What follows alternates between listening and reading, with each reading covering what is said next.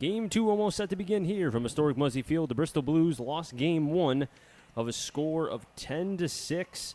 Brockton went 10-12, 2 and 8. The Bristol Blues 6, 8 and 1 overall in terms of the runs scored, hits, and errors. And left men on base. Brockton left 8. The Blues did not really have many to leave on in general. A couple double plays and missteps on the base paths. And now the Bristol Blues will try to salvage Game 2 here.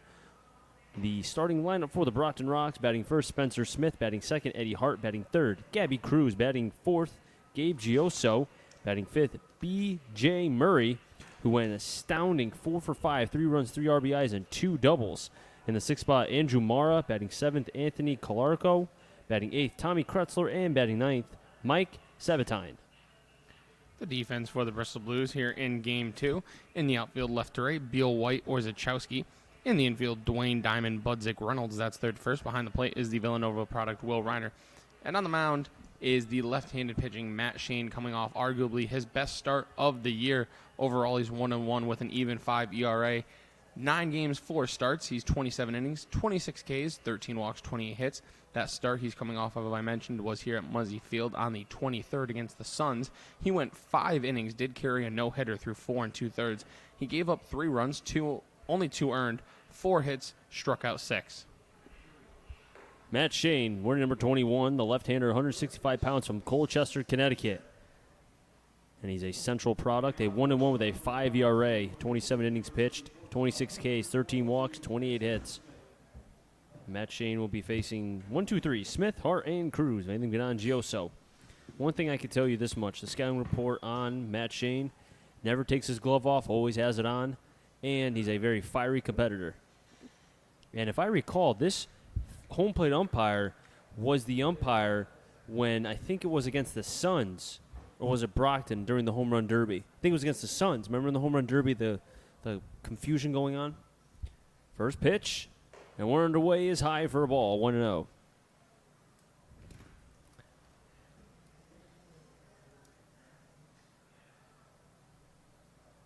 Matt Shane working against Spencer Smith, getting his first start here in Game 2, batting .270, left on left. High, 2-0. But the home plate umpire was the same home plate umpire during the home run derby, where there was a confusion going on about how many home runs the Blues had. They were just 1 short when Casey Bass was hitting. 2-0, foul back, 2-1. Chris Saunders alongside Matt Pollock, Jack O'Donnell, and Connor doing the field camera for Game 2 of this FCBL matchup in the doubleheader. As the Brockton Rocks won Game 1, 10-6. Blues trying to salvage Game 2 as they're now a game and a half back of first place. First and second in the FCBL will have buys. 3 and 4 will have a home game here and a 1-game playoff. The 2-2. Now it's 2-2. Weather for first pitch, 87 degrees still.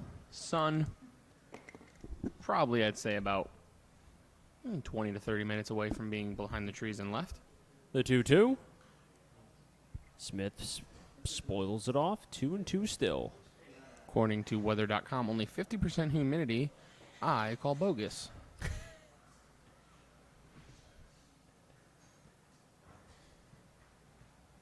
Spencer Smith from Northeastern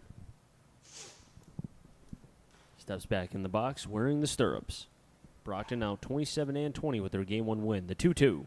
Breaking ball, call, strike 3. Spencer Smith down on strikes. And a good start for Matt Shane. And you know what, Matt? I have to tell you, I think this is a good guy to have in Game 2 after losing a game that badly, only because Matt Shane, you know he's going to compete. Even if he doesn't have his best stuff, he will fight, as we saw with the Suns. Look, he had a no-hitter going. Again, it was a doubleheader, and he had very good stuff during that game. First pitch swinging, lined into center, and that will drop. 1-out single for Eddie Hart. And just as he did in Game 1, where he got the first hit, he does it again here in Game 2. In the same spot almost, too, right towards Austin White. I'll bring up the very dangerous Gabby Cruz. 340 coming into this one. 3 long balls, 13 RBIs on the year.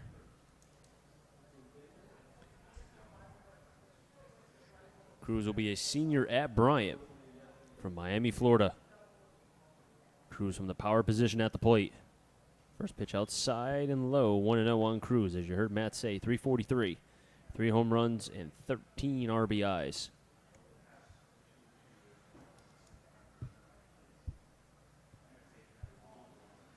Hart taking a lead. Shane throws it back to first. No, Hart only has 2 stolen bases on the season, has been caught once.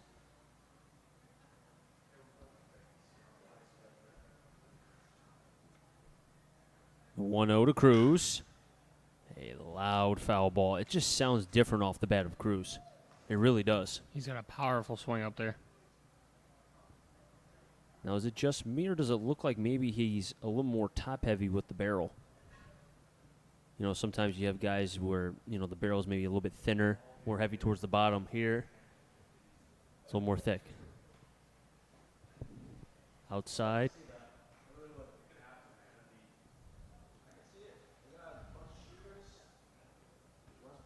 2-1 is the count on Cruz. Gioso's on deck. Back-to-back power hitters for this Brockton team.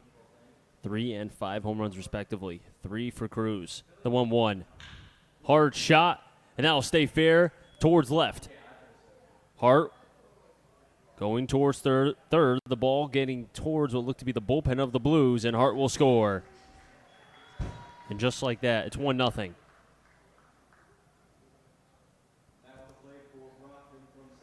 The Rocks picking up right where they left off in game 1. Quick run early on, and just like that, the Blues find themselves in yet again a hole. And Gabe Gioso at the plate now. That RBI gives Cruz 14 on the season.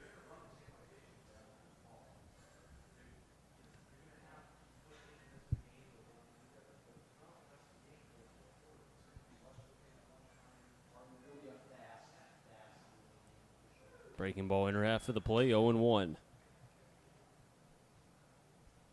Gioso batting .293, 5 home runs, 26 RBIs.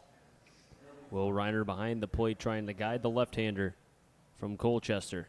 Goes to central, Matt Shane, the 0-1. Hard hit towards left. Beal went back, then forward, and makes the catch. Staying on second is Cruz. And now here's a tough out. B.J. Murray, 4 for 5. Started 4 for 4 in game 1. Scoring 3 runs, driving in 4. Very dangerous hitter here. As your Matt say, did go 4 for 5 total, 3 runs, 3 RBIs, 2 doubles. Batting now .292 here in game 2. Takes the first pitch outside the 2-seam, 1-0. You will see the curveball, the 4-seam, and the 2-seam from Matt Shane. Was a bullpen pitcher to start this 2019 FCBL season, but with injuries to Jack Moore, Arjun Thakkar, and others, Matt Shane now had to start.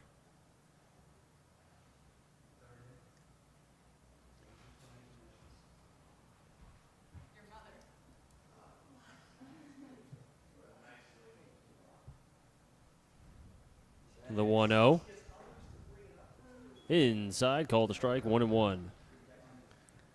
That's what Matt Shane needs to do, be able to command both sides of the plate, but especially because this team likes to hit for power, inner half of the plate is going to be that success plan for any pitcher for the Blues, not just Matt Shane, but anybody. 1-1 to Murray. Blocked by Reiner, 2-1. And the Bristol Blues would like to congratulate a former Bristol Blue, Justin Henry Malloy, on his appearance in the NECBL Home Run Derby today. Put up 9 in the first round. Also was named a starter to that All-Star game, which was called in the 3rd inning because of dangerous weather in Vermont. That's too bad. A lot of talent in the NECBL. 2-1. Blocked by Reiner again, 3-1. You know what the worst part is, too? They won't even make it up. I'm sure there were scouts there to watch it as well. But At least they got the home run derby in. they did get the Home Run Derby in. Terry T.T. Bowens of Central won that one. The 3-1.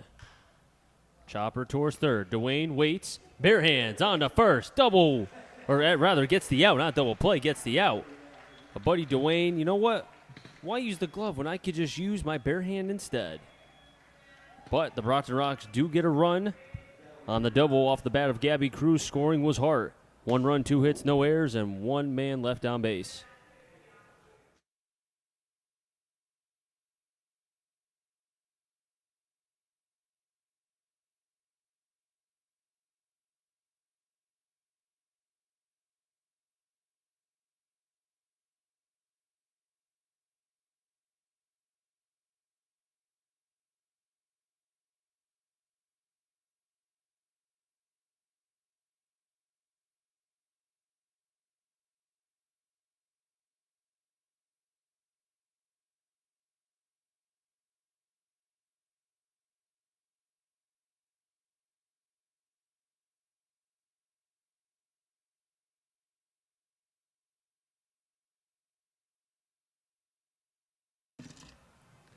Bottom of the first, the Brockton Rocks, just like as they did in the first, they get a run, and the Bristol Blues are behind the 8-ball early in this game. But the defense for the Brockton Rocks, Kretzler in left, Sabatine in center, Mara in right in the infield, Gioso at first, Hart at second, Smith at short, Murray at third, behind the plate, Cruz, and on the bump, be number 34, Liam Levangie. Lineup for the Bristol Blues here in Game 2. Once again, leading off playing center field is Austin White. Christian Beal behind him. Batting third, DHing is Brandon Miller. Batting fourth, the first baseman Dylan Reynolds. Zeke Diamond bats fifth. Behind him is Buddy Dwayne. Will Reiner bats seventh. John Orzechowski is batting eighth. And rounding out the lineup is Noah Budzik. Levangie, as I said, wearing number 34. 5'11" right-hander, 175 pounds, will be a freshman at Bryant. He's 0-2 with a 7.71 ERA. This will be his third game started, 14 innings pitched, 12 runs allowed, 16 hits, 17 Ks to 8 walks. Previous appearance, July 19th versus North Shore Navigators, 3 1/3, 4 runs, 4 hits, 2 walks, and only 1 strikeout. And the Blues looking to be able to get off the snide here and come away with at least a split. And Austin White will begin it here for the Blues, batting .318. Did walk 3 consecutive times. And as you said, Matt, will be out maybe the first time in his bat and then walk the next 3 times. That's what he does. He's an on-base machine. He'll work the count. He'll let the batters behind him see what the pitcher's got while he's sitting there taking pitches. He's not afraid to hit with strikes on him. One of the best hitters the Blues have. Let's see if Levangie learned from the first game. No, he didn't. 1-0. And Austin White will show that fake bunt quite a bit. And he's done that once here, and he was able to get the bunt down as it went up the third baseline into that no man's land. The 1-0. Fires in a strike, does Levangie. 1-1 Levangie. Scout report, as we saw, 17 strikeouts and only 14 innings. Can get the K, but has been prone to giving up some big-time innings. His early career with the FCBL, Brockton Rocks. White tries the bunt. And we just out of the reach of Cruz, who gave it a nice hustle towards the gravel on the blue side. 1-2.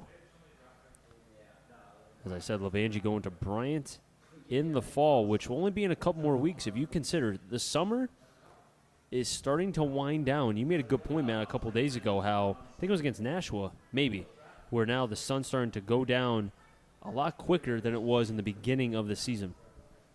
Yep, nearing the end of this FCBL season, my first one, and it's been a blast. The 1-2. Overhand curveball, but high, 2-2. You know what? Hey, if Austin White thinks it's a ball, it's a ball, according to Matt. The 2-2 to White. Fouls it back, and we'll do it again.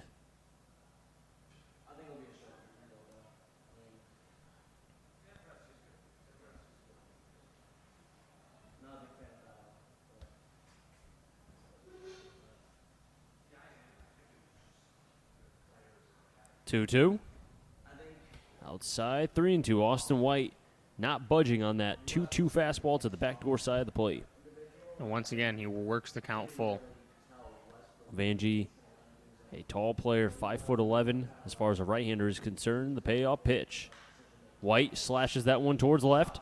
Kretzler Barely has to move, will make the play. 1 down. Christian Beal stepping up to the plate next. Levangie throwing from a straight over-the-top delivery. Really hides the ball well, and you don't pick up until he lands. And when he's at that release point, then you pick it up. But for some guys, it's hard to be able to see the baseball out of the hand. And although he's only 5'11", he really uses his entire body as he delivers the ball towards home plate.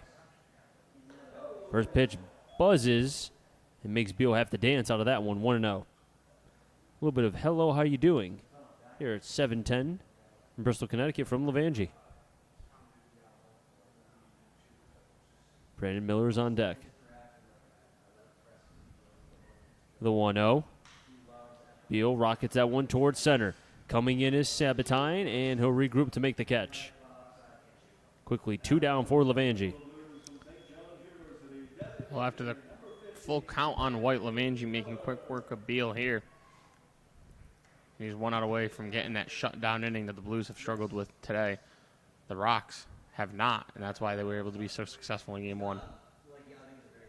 Brandon Miller, who did not play in Game 1, is DHing in Game 2, batting .357. Now second on the team in stolen bases with 24, but leads the team in average and home runs, as well as RBIs. Miller rockets that one high, deep into right. Going back is Mara. Still back. He's at the track. He's at the wall. Kiss that ball. Goodbye. And the ball game is tied. A moonshot from Brandon Miller, his 5th of the season. And, man, that ball was long gone, baby.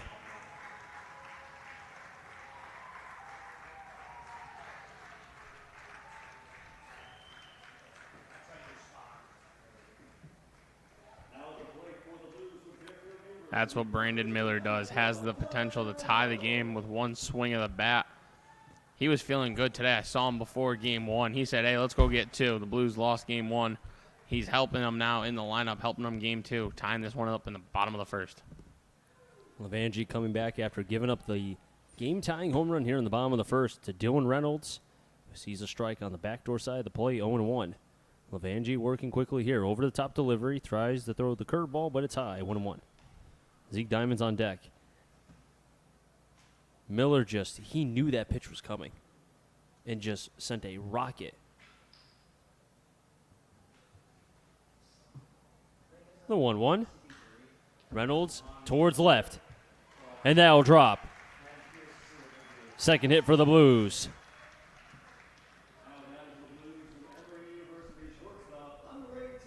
And Zeke Diamond stepping up, batting .333, 2 home runs, 18 RBIs.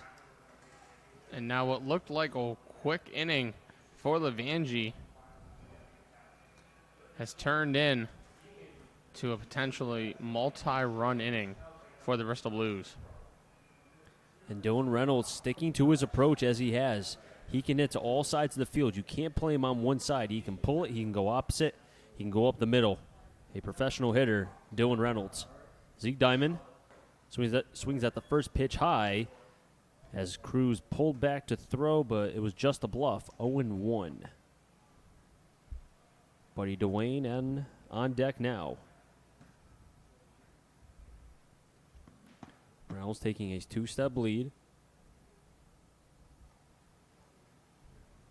Curveball, 0-2.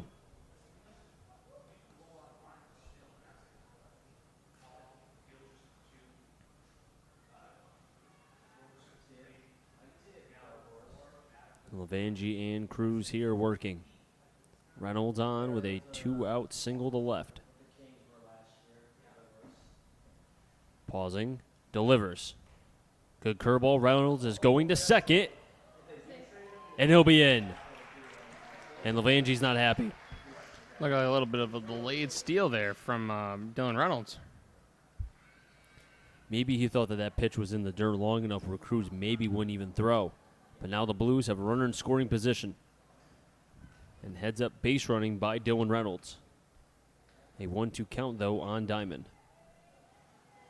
Still in favor of Levangie.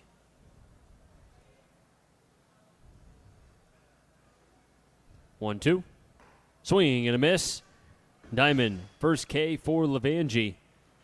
But the right-hander does give up the lead. We're tied up at 1 after the solo home run from Brandon Miller. His 5th of the season.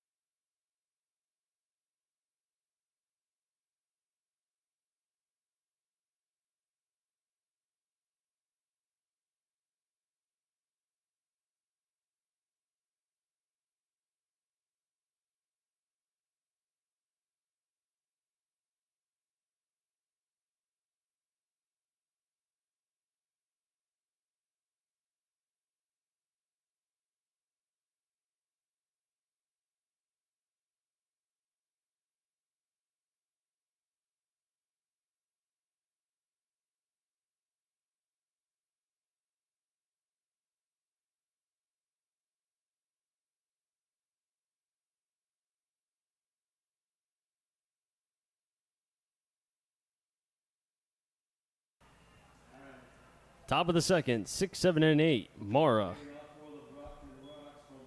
will be the first one up for the Brockton Rocks as Brandon Miller ties up the game at 1 on a solo shot to right. And all of his home runs, his 5th of the season he hit in the last half inning, were all to right field.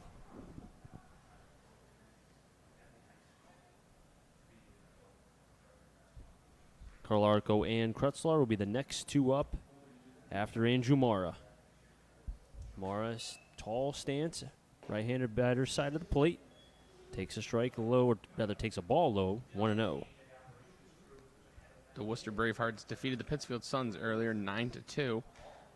1-0. Hot shot over the second. Takes a couple hops. Budzik fields, 1 down.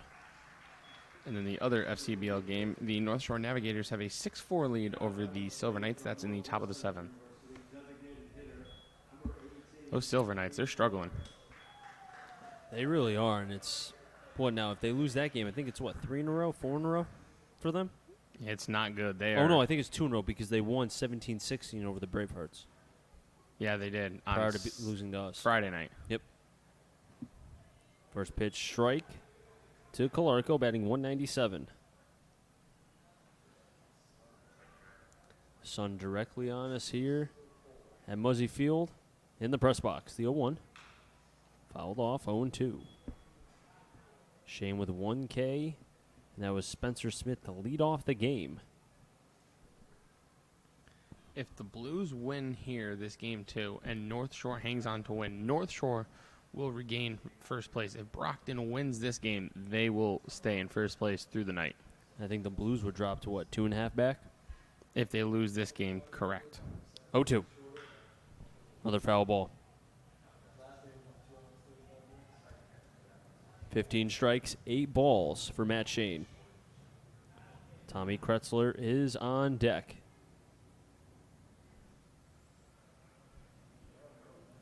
Brockton a Game 1 winner. 10-6. 0-2. Backdoor side of the plate, but Shane won't get the call. 1-2. I think game 1, that looked like it would have been a strike, the way that zone was working. Well, the Game 1 zone was a little bit, you could say, in and out depending on where the pitch was. 1-2. 58 Hopper. Good stop by Reiner, though, even with nobody on. 2-2. Each team with 2 hit apiece, each also with 1 run in the top and the bottom half of the first inning. Shane working on the 2-2 delivery. Fastball in, called strike 3. Second K for Shane. Clarko down on strikes. And Tommy Kretzler is on deck.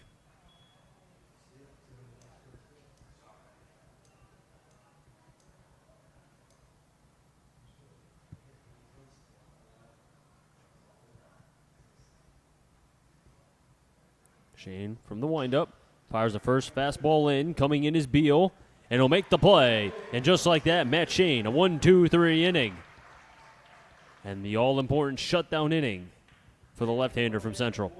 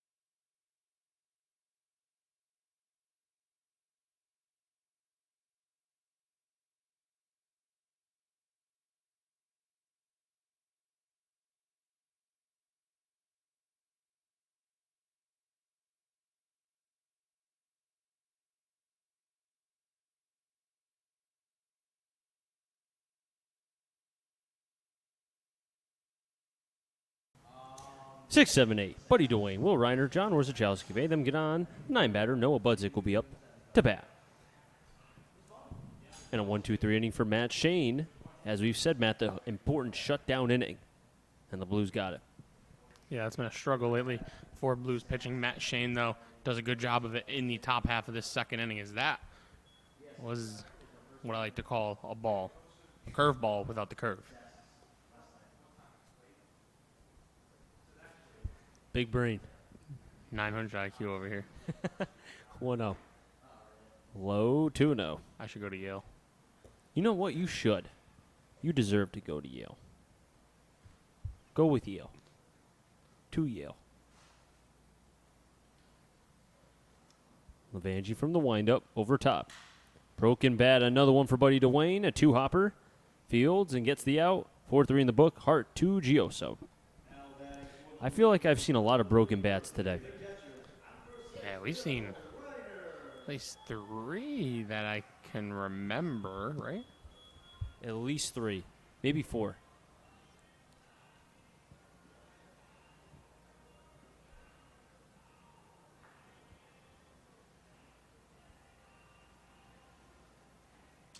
Will Reiner at the plate now.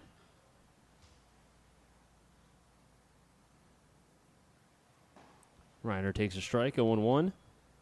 Reiner, the Villanova product, batting .228. Does have 6 extra base hits and 12 RBIs. Levangie gave up a home run to Miller in the first to tie the game at 1. The 0-1 spins a curveball but doesn't go down, 1-1.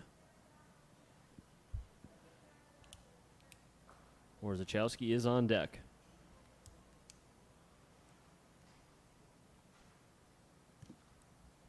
1-1. Breaking ball to the outer half of the plate, 2-1.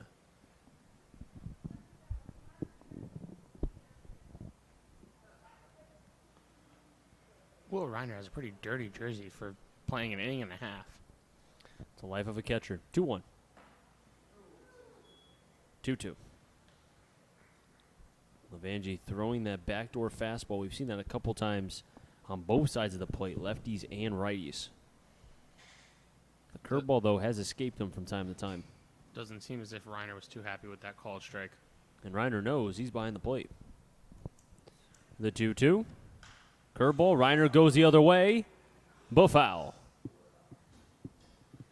And that's Reiner's patent going oppo, but to the left side.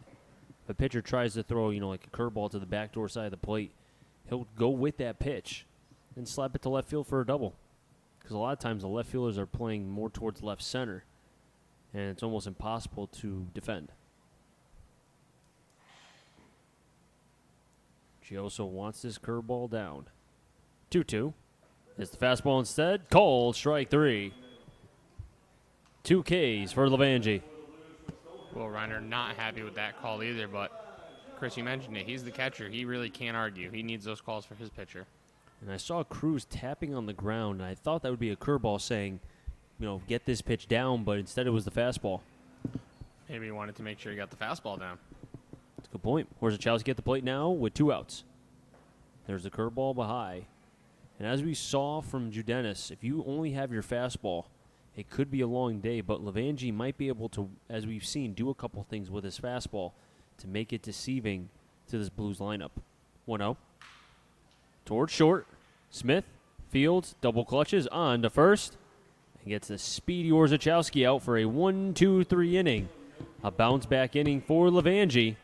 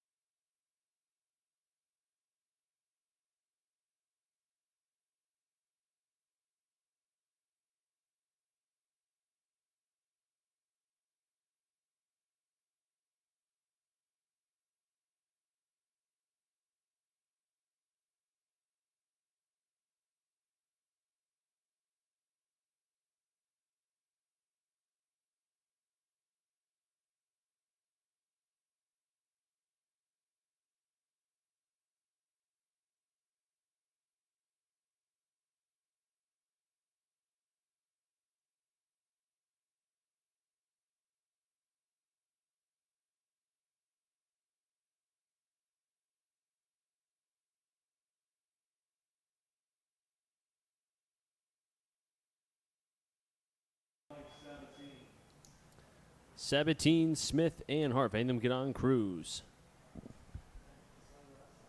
Reiner with a 1-2-3 inning in the second. Has 2 Ks thus far, no walks.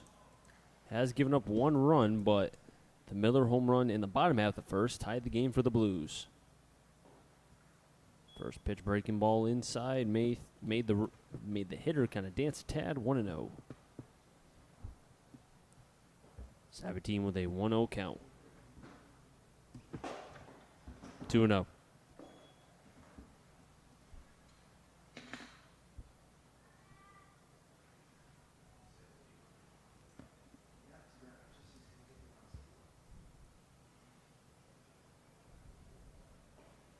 Three-0.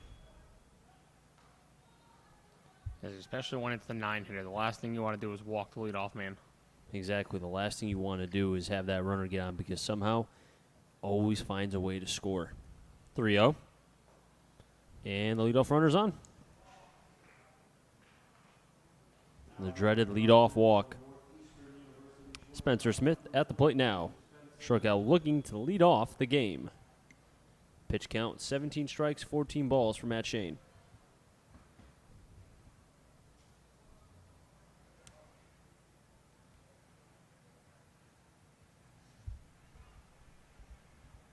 Smith takes a deep breath before the preset.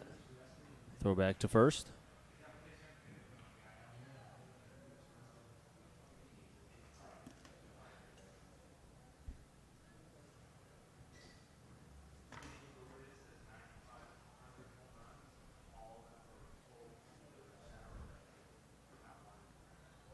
Nice frame job by Reiner, 0-1.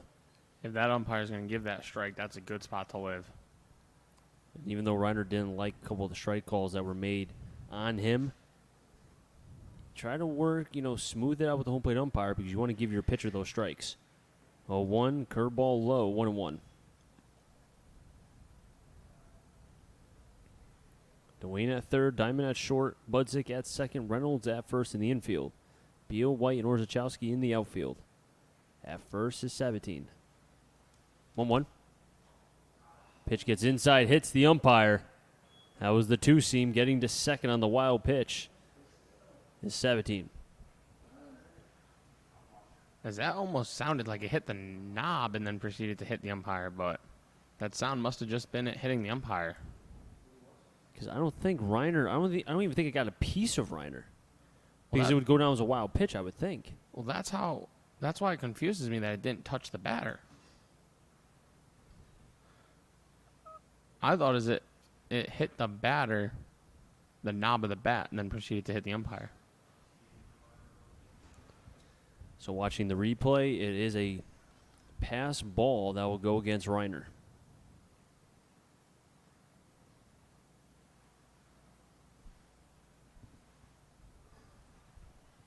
There'll be a 2-1 count on Smith. A very quiet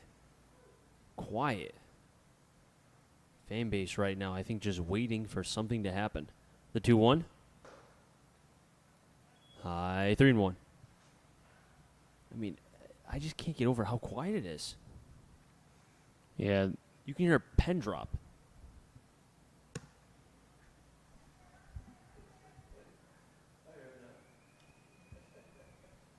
Three one. Ball four. Back-to-back walks. Eddie Hart at the plate.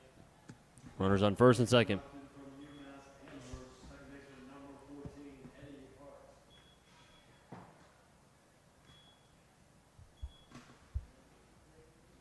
Runners on first and second. Eddie Hart at the plate. Singled up the middle for one of the two hits for Brockton and then came around to score. Breaking ball high, 1-0.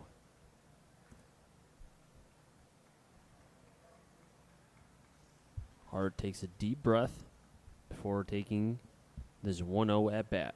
Hart also playing second base for Brockton. And the home plate umpire will call time.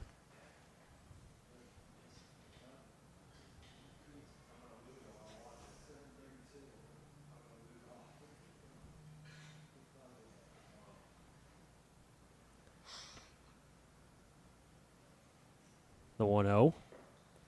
Low 2-0. and Matt Shane cannot buy a strike right now. And now Jordy Shiner going out to talk with the left-hander.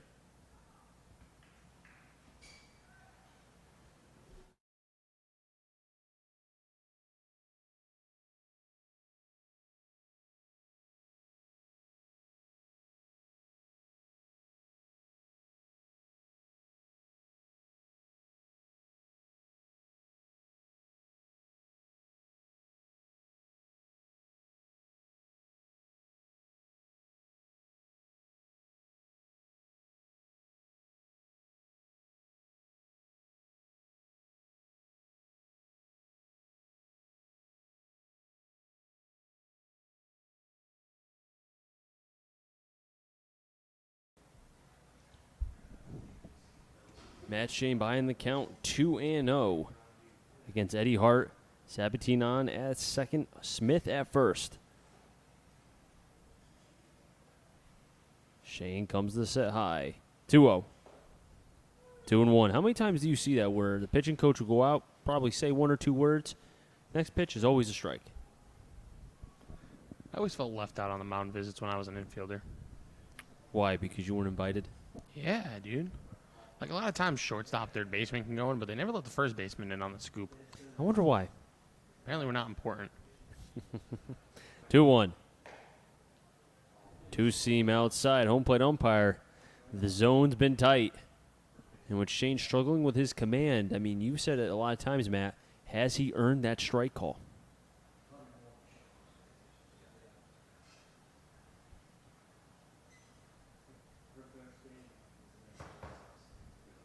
3-1. Chopper. Dwayne ranges 5-5 hole. Can they turn 2? There's 1. And that's all they'll get, and they're screaming for interference. And now Ronnie Palmer's coming out. And Matt Shane is arguing it too, and somebody's got to get Matt Shane away from the umpire and let somebody else argue it. And now Ronnie sees that, so he's going to take a little jog, get out there a little quicker.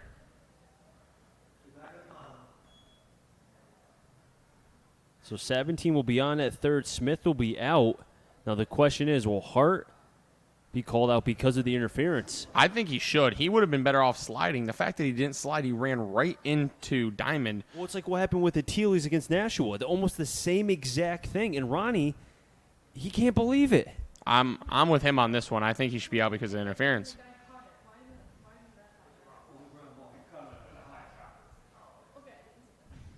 I just saw the replay. Why didn't, like, are these players not taught to slide anymore going into second? It doesn't make any sense. You're taught to slide into second on a double play. I understand going hard, that's fine. But to not make the attempt, as now both umpires are going out to talk. And the home plate umpire saw it as well, so we'll see if there can be a correction made. Right now, runners on the corners. Interference has been argued by Ronnie Palmer and basically the entire team of the Blues. And they called it out. Eddie Hart will be out. And that will go down as the DP. As they make the right call in the end, in my opinion at least. I 100% agree. Did not make an attempt to be able to go into second. And with 2 outs, and that's big too, because with Gabby Cruz up, we saw what he did last time, doubled down the left field line. Scored on the play was Hart to make it a 1-0 game before the Brendan Miller home run. Matt Shane will step off the mound to regroup. Was going to go from the windup, but now he switches to the stretch.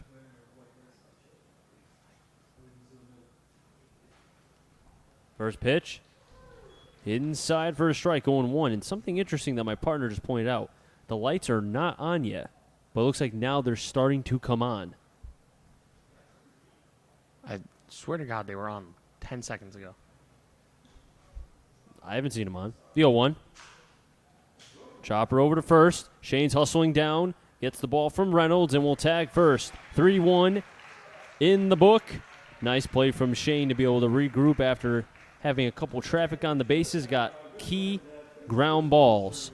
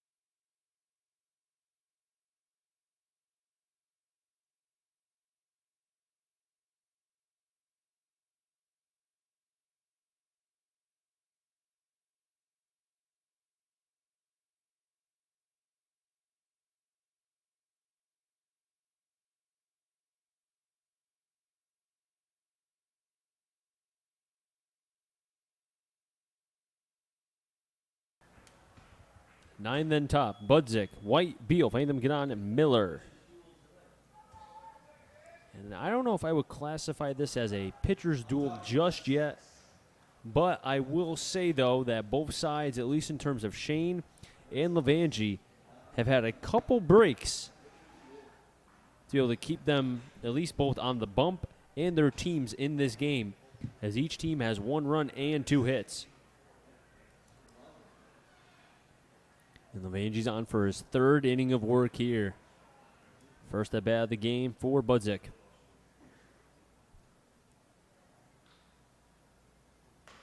Pitch outside, 1-0. The left-handed hitter from UNH, Noah Budzik, batting .182, 4 RBIs. Budzik started all 37 games of UNH's season last spring. 2-0 is the count.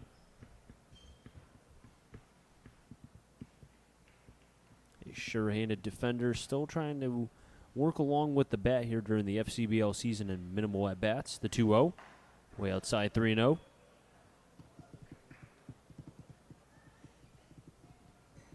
But good for a young player to be able to go up against this competition and see what he needs to improve on and carry that over to his college season. A 3-0 pitch. Outside for a ball, and the leadoff walk for Budzik. And Austin White at the plate next. And a little bit reminiscent of what happened in the top of the 3rd when Matt Shane was pitching. The first 2 batters walked. That was the 9 batter and the leadoff batter. I think the Blues are hoping for the same thing, but a different result.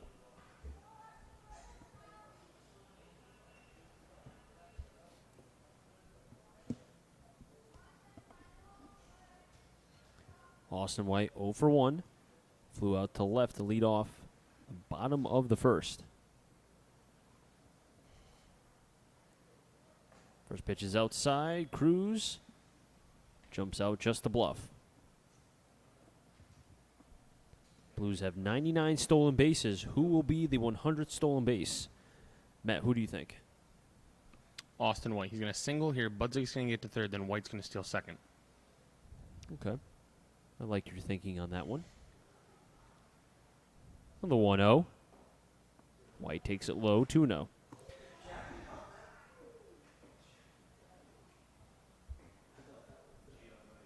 If I had to say, though, you know what? I'm going to go outside the box here. I'm going to say it's Will Reiner.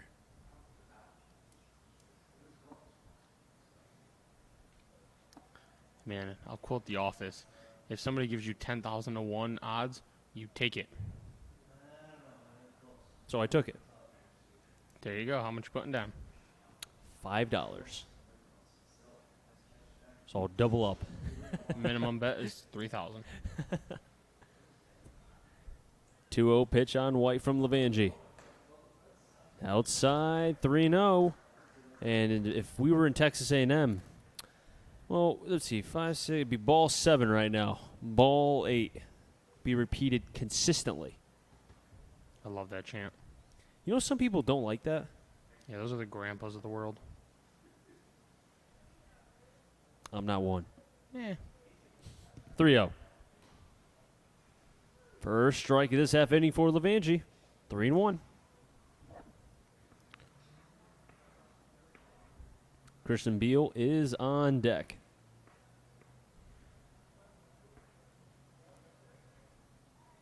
Levangi from the stretch. Back-to-back walks.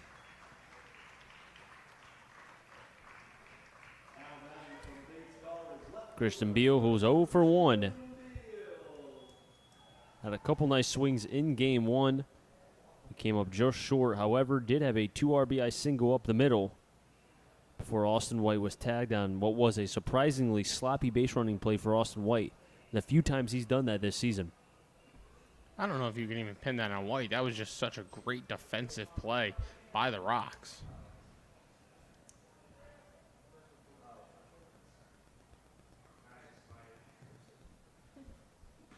First pitch to Beal. Inside and high, 1-0. Score update from Yankee Stadium. Fenway, sorry. A 2-run shot. Yankees lead 2-0 as a mound visit from the manager of the Brockton Rocks. Try to calm down Levangi here, who's had trouble with his command. Both walking Budzik on 4 pitches and then Austin White on 5. Austin Romine's the one that hit the homer. He's been so good this series. Didn't he pitch game 1? He did pitch in the blowout game. But with the bat, he's been good. And you talk about, normally Gary's the one destroying the Red Sox, but maybe it's just Yankees backstops. But you know who's been destroying Yankees pitching? The entire Red Sox lineup. No, that's just every lineup. Yankees starting pitching stinks.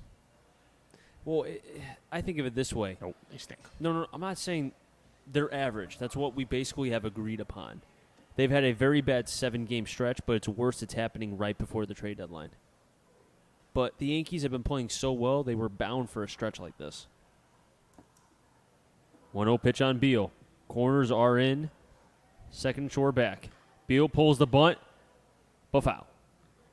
And Murray didn't even look like he tried to catch that. I thought he was well within his range. I mean, I honestly thought he was going to, not say dive for it, but At least give some kind of an attempt. maybe he didn't see it off the bat perfectly, and then, it started to die pretty quickly. It's easier because we are rather than being on the field. Both corners are in again. Beal will try to bunt here.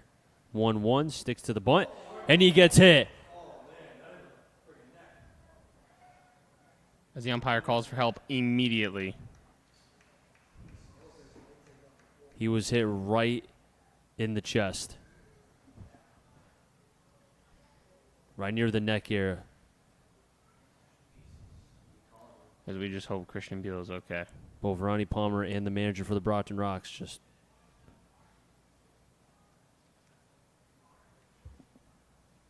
We hope Beal's okay. We'll take a pause right here.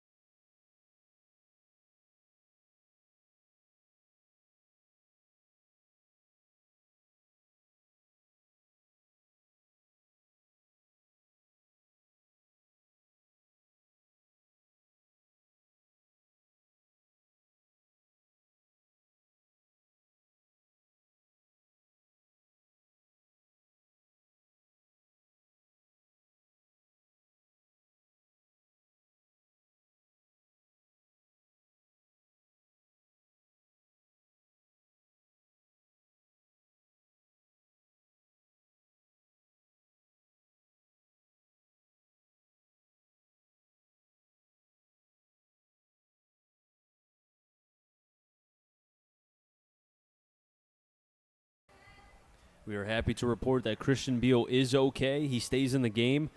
Man, he drinks nails for breakfast. 1 out of 10 dad joke. Very mediocre. But we are happy that Christian Beal is okay. Brandon Miller did hit a home run his last at-bat. Has a chance here to put the Blues ahead early in this game. First pitch fastball, 0-1. Now, after something like that, you wonder, how does Levangie react? I think it's better that he's facing a left-handed hitter rather than a right-handed hitter, because then, again, he would have to try to come back inside at some point. 0-1 count, Levangie working from the windup. Fastball low, 1-1. Bases full of Blues.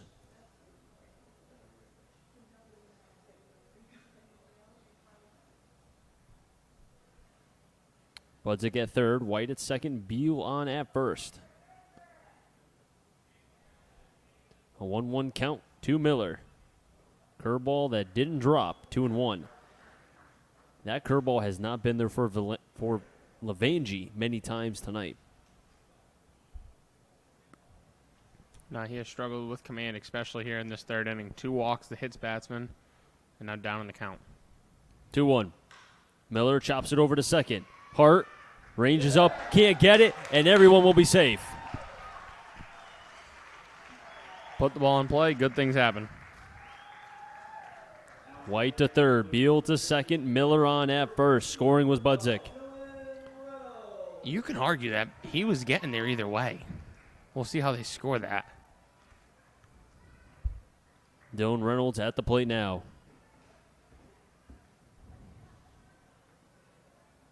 E4. So it will not be an RBI.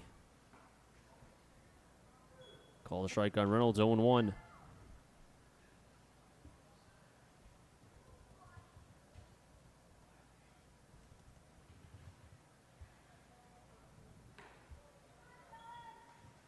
One and one is the count.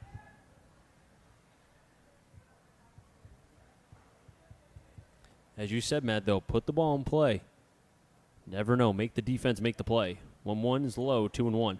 That's why when I hear people say, oh, no, the 3-2 outcomes are great, walk, strikeouts, and home runs, makes absolutely zero sense. Put the ball in play. Make the defense right there. They don't make the play. I mean, a strikeout does nothing.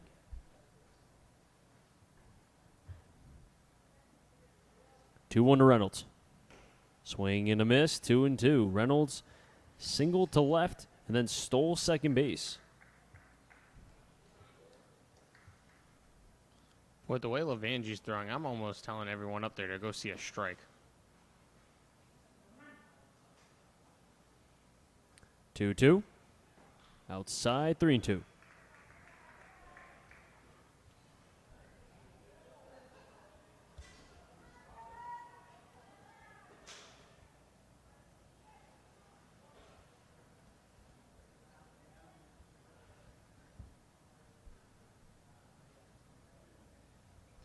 Payoff pitch. Reynolds towards right. Mara going back, makes the play. Austin White tags from third. Beal will get to third base. And a sac fly for Dylan Reynolds. Makes it a 3-1 game. Runners on the corner still for the Blues. And that's still just the first out of the inning.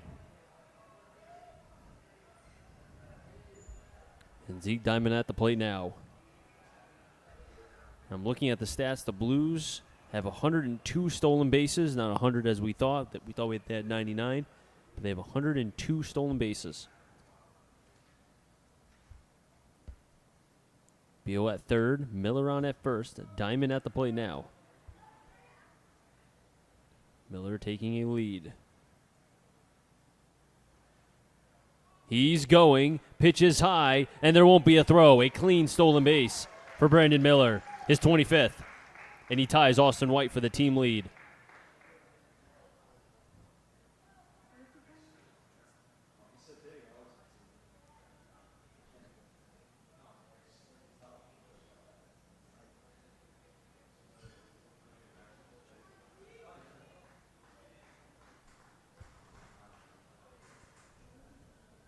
Zeke Diamond at the plate still. Runners on second and third, one out.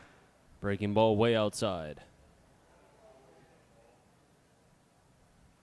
We need to get the bullpens off the field.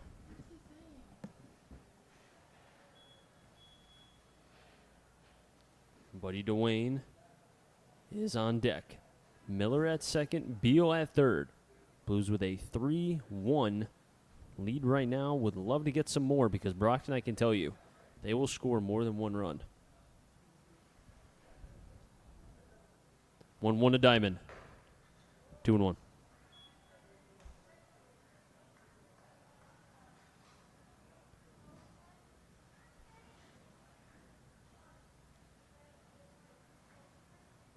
Gioso at first base, almost doing a mimic of throwing to first, or rather throwing to home, just in case of a play if Beal breaks towards home plate. The 2-1. Diamond fouls it back, 2-2. And this inning started on back-to-back walks. Budzik and White, and then a hit by pitch by Beal, an error by the second baseman Hart, a sac fly for Reynolds, 2 F's scored, and you have second and third with only one out, a 2-2 count with Diamond at the plate.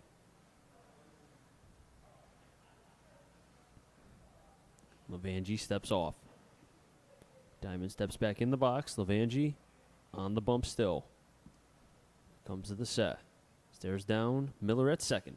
Curveball can't get it down. 3-2.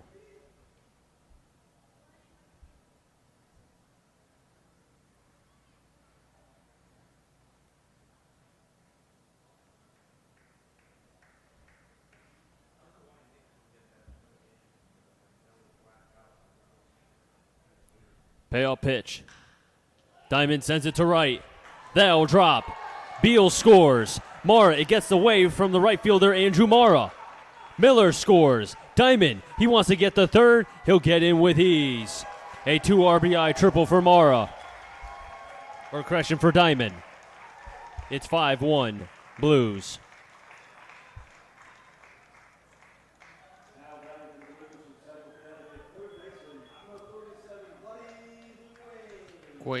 Great job by Zeke Diamond there, going with the pitch, driving it to right field.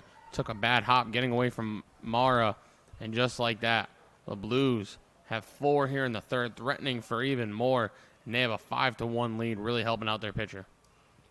And Buddy Dwayne stepping into the box now with a runner on at third.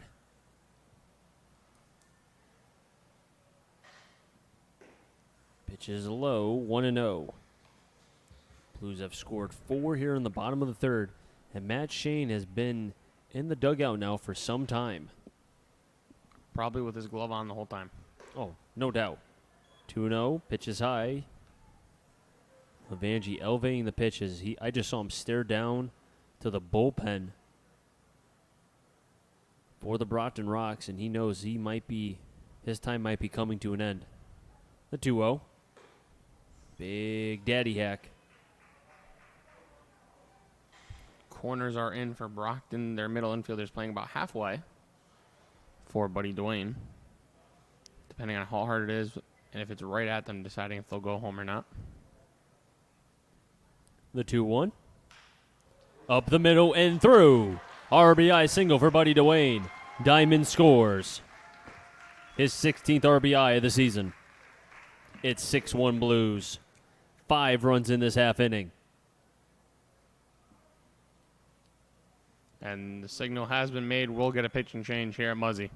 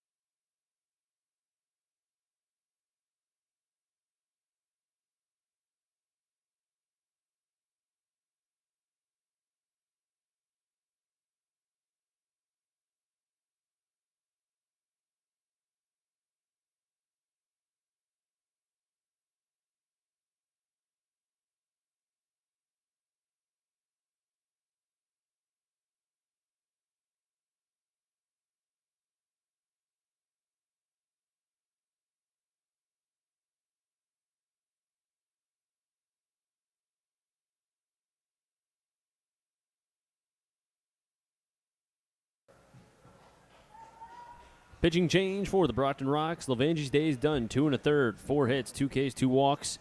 Is responsible for Buddy Dwayne on at first. Jake Sanderson on the bump now for the Rocks. From Burlington, Massachusetts, 1-2 with a 5.82 ERA. 17 innings pitched, 14 Ks, Does have 12 walks to 11 hits. Last appearance was on July 23rd, went a third of an inning. Only faced one batter. First pitch, fastball high, 1-0 from Sanderson. And he is facing Reiner, who struck out looking for the second out in the second inning when Levangie was on the bump. The 1-0. Reiner fouls that one off towards the left side. 1-1, and as I say that, watching that foul ball, Matt Shane is in the bullpen again, just like against the Suns. When he needed to throw to get loose and kind of get the blood flowing again, he's out in the bullpen. I'm convinced he could throw 300 pitches and he'd still be fine. Oh, 100%. The 1-1 to Reiner. Way inside, 2-1. Orzechowski is on deck. If he finds a way to get on, the Blues will bat around. Another update from Fenway. Another 2-run homer puts the Yankees up 4-0. This one courtesy of Sir Didi. It's not enough. 2-1. Chopper over the head of the first baseman Gioso and gets by Hart. Buddy DeWayne hustling down to third. And the Blues have runners on the corners yet again. A hit for Reiner, his first tonight. Perfectly placed by the Villanova product. And the Blues looking to continue to pour it on here in the bottom of the third.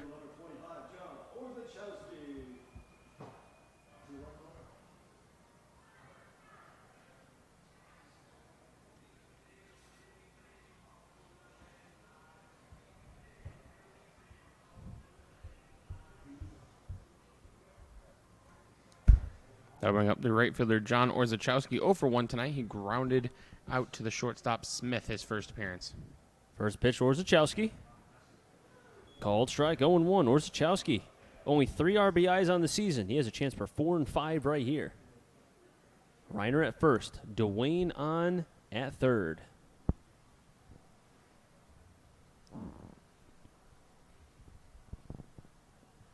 The 0-1. 0-2. If you're Orzechowski, you're probably thinking to yourself, Sanderson could not find the strike zone. And then somehow, every time I come up, pitcher finds the strike zone. Because remember, it happened against Nashua, too.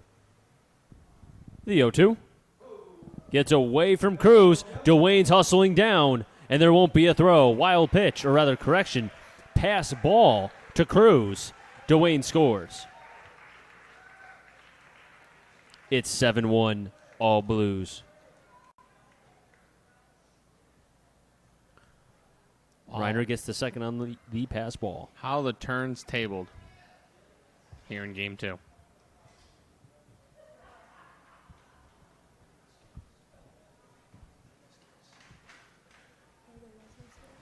Sanderson comes to the set, the 1-2. Orzechowski fouls it back. 7-5 and nothing for the Blues. 1-2 and 1 for Brockton.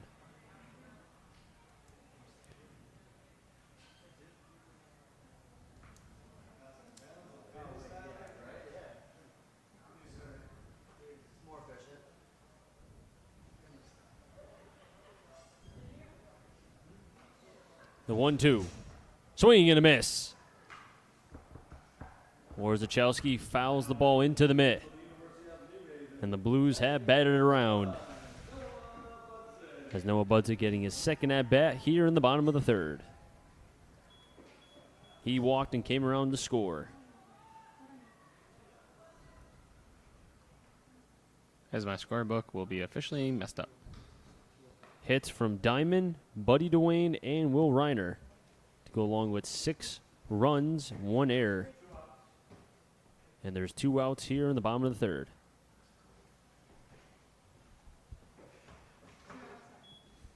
One 0.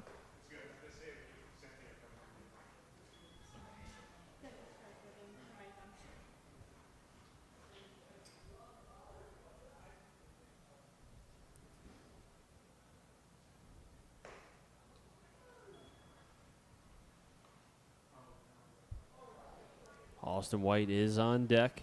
Matt Shane still warming up, just trying to get the blood back and the competitive juices flowing. 2-1.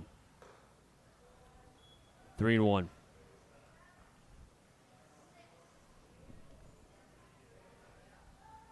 Sanderson still working on to become a pitcher instead of a thrower.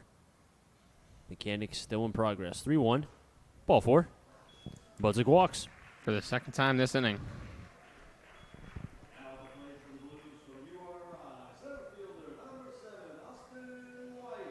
And this is what the Blues needed, an inning to be able to really put a punch into this Brockton team.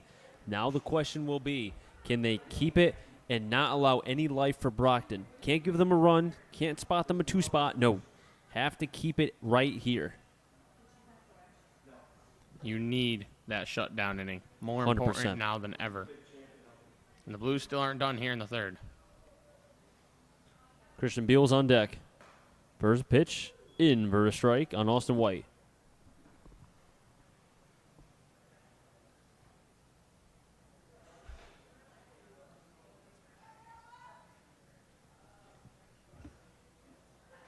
The 0-1. 0-2. 6 runs on 3 hits and 1 error. Thus far, the Blues with a 7-1 lead. Budzik at first. Reiner on at second.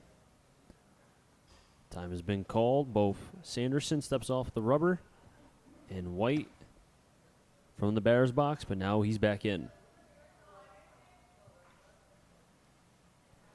The 0-2. Spinner that didn't drop. 1-2.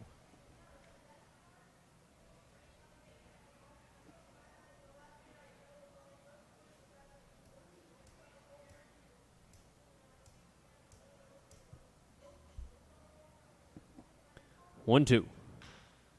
Towards the right side. Hart takes the hop, throws it over to first, and the side will finally be retired. But the Blues do get 6 runs on 3 hits, 1 error. They strand 2, and the Blues lead 7-1. The Brockton Rocks will have in the order 4, 5, and 6. Gioso, Murray, and Morrow. We come back.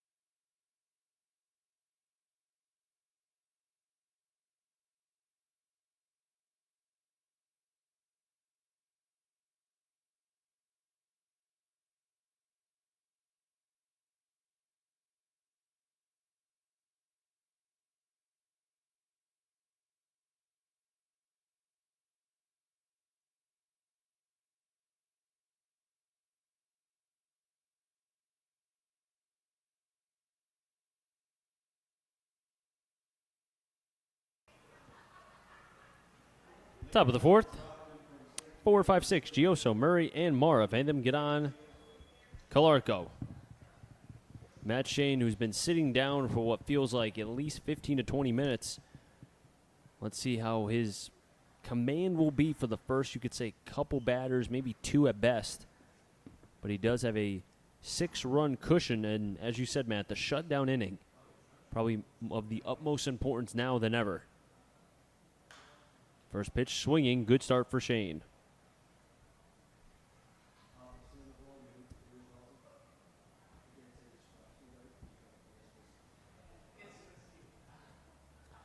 Gioso from St. Mary's College of California, and his hometown is California. He'll be going into his junior year. Gioso with 5 home runs, 26 RBIs. 1-1.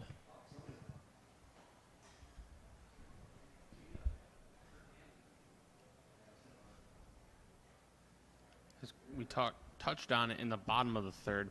This is a crucial shutdown inning for the left-handed pitcher. Line shot. Nice play from Noah Budzik. Hello. Dun-dun-dun, dun-dun-dun. Ranged over to the glove side and helped Matt Shane out. And we saw Casey Bass flash the leather at first base in game 1. Now Noah Budzik flashing the leather here at 2B game 2. Look at that, 1B in game 1, 2B in game 2. Now Diamond and Dwayne have to do some nice things. Murray first pitch swinging towards right field, but foul. Murray could not be stopped in game 1. 4 for 5, 3 runs, 3 RBIs, 2 doubles before he was finally retired on a pop-up to Casey Bass in the 7th inning. And he found himself lower in the lineup here in game 2. I wonder if that's like predetermined before game 2, though. The 0-1. Swing and a miss from Murray, 0-2. See, I'm sure there's some things like going into a doubleheader, you predetermine like, okay, this guy's playing game 1, this guy's playing game 2. But I don't think you predetermine moving a guy down in the order from one game to another. I mean, you could. I mean, yeah, you could do anything really, but I don't know. 0-2. Breaking ball. Reiner couldn't snap it. I bet if he catches that, it's a strike. Very well could be. And if I were Chris, I would tell you that if we were in the Atlantic League, Murray could steal first. Yeah, there you go. Yeah, you're right. I didn't want to continue on saying it because, doubleheader. 1-2. Check swing. Murray did go. Reiner has to complete the process. And there it is, 2 down. Third K for Shane.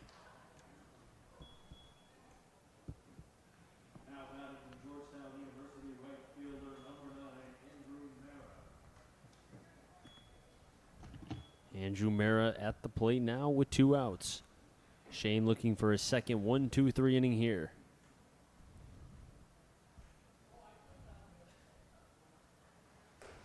Fastball high. Shane overthrew the fastball there, 1-0. Shane just over 50 pitches. That was pitch number 51. And his ball-to-strike ratio isn't all that great. 27 strikes to 25 balls now.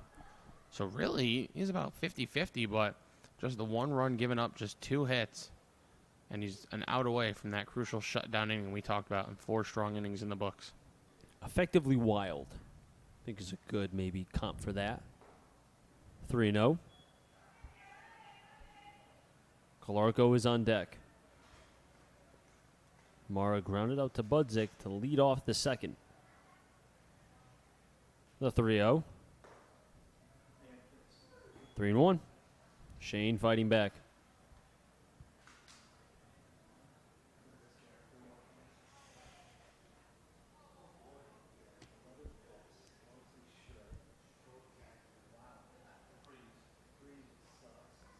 Shane from the windup, 3-1 pitch. 3-2.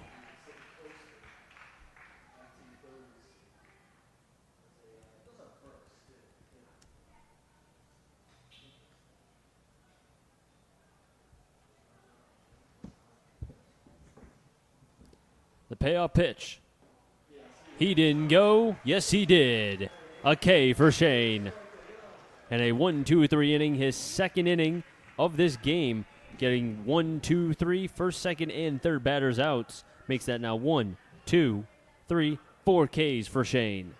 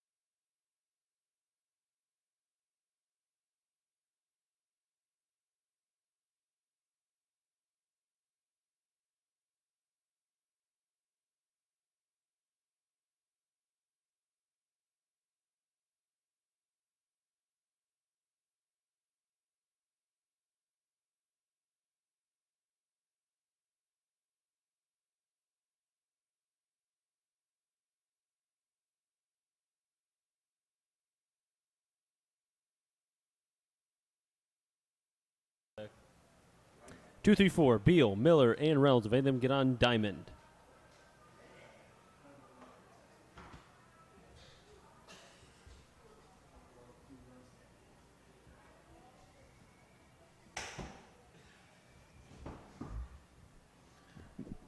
Beal flew out to center his first plate appearance and was hit by that pitch. Very scary moment back in the third inning. Came around to score, though. Takes a pitch outside, 1-0. Bottom of the fourth, Matt Shane in the previous half inning went 1, 2, 3. The 1-0. Gets away from Cruz, no harm, 2-0. Shane's second 1, 2, 3 inning also has 4 Ks.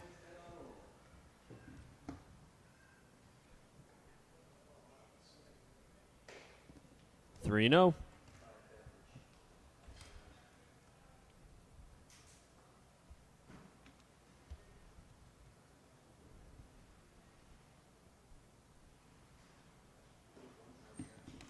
Four straight balls. Beal will reach on first. Second time he's been on base. This method a little less painful. I'm just glad he's okay. I mean, that pitch was so far inside, hit below the neck, and you always get worried about the near the head area, the neck area.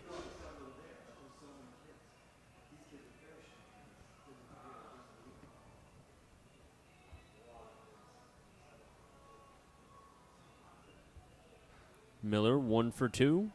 Did reach on an error in the third and hit a solo shot to tie the game at 1 in the bottom of the first. Beal taking his lead. He stays. Broken bat towards left center. That'll drop. Ranging over off the glove of the shortstop Smith. And into shallow left field. Beal will get to second. Miller to first. That bat dies a hero.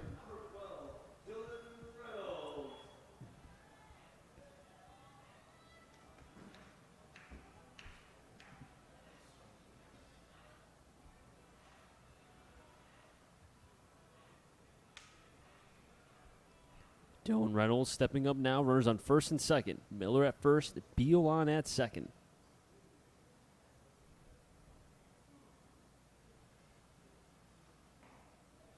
Sanderson fires in the strike. 0-1. Sanderson goes to UConn. Will be a sophomore. As a ball gets away from the bullpen of Brockton. As time has been called by the home plate umpire. Move the bullpens off the field. Move the bullpens off the field.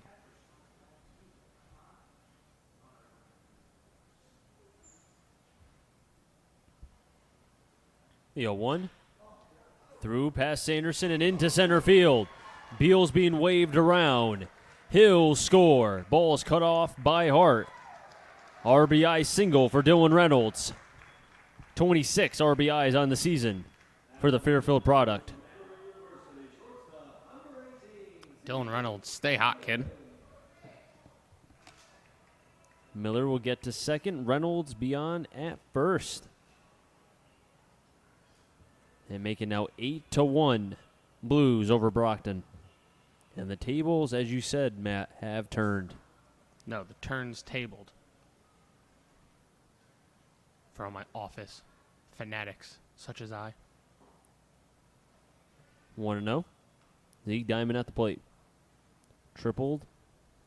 Back in the third, scored a couple runs.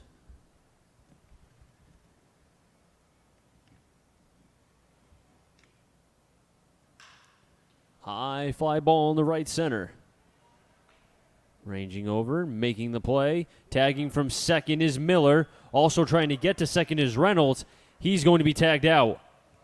And just like that, 2 outs quickly for Brockton.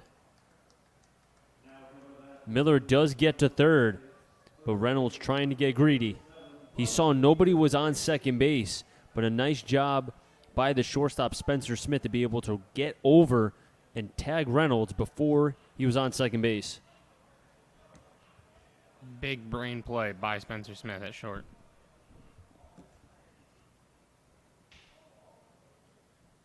Sabatine was the one that made the catch in center field for the first out.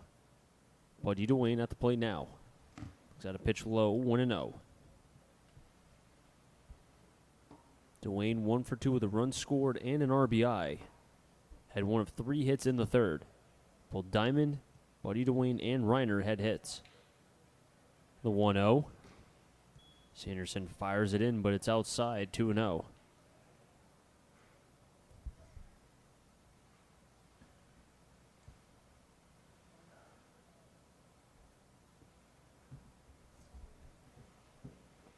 Reiner's on deck.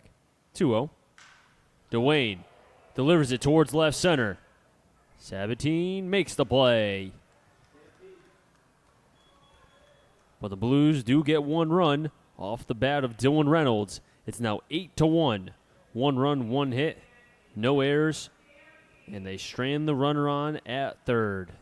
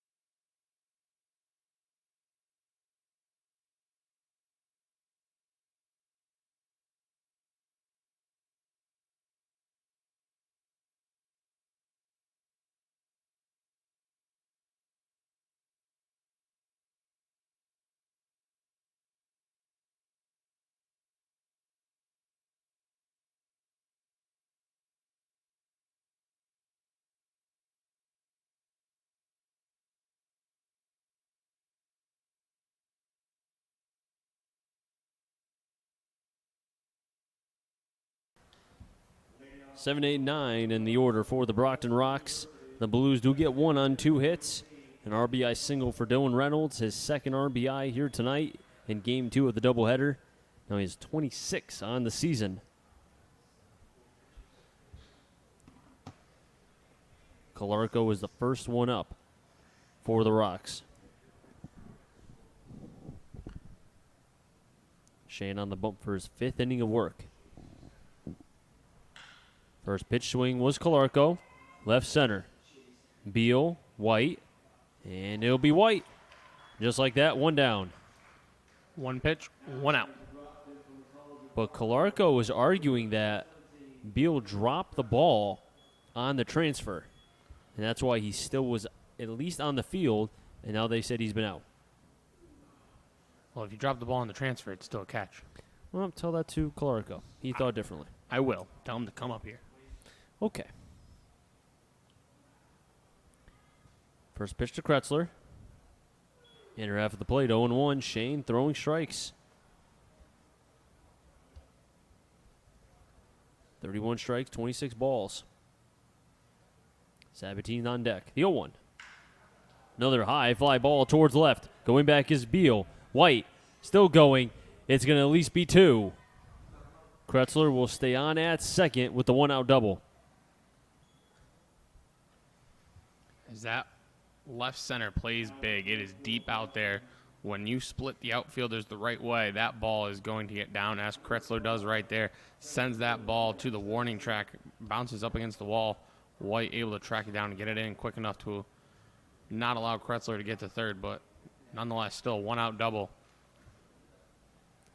4th double for Kretzler this season, with Sabatine at the plate now.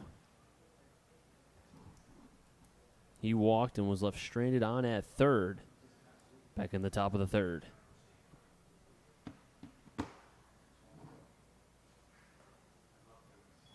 First pitch is high, 1-0.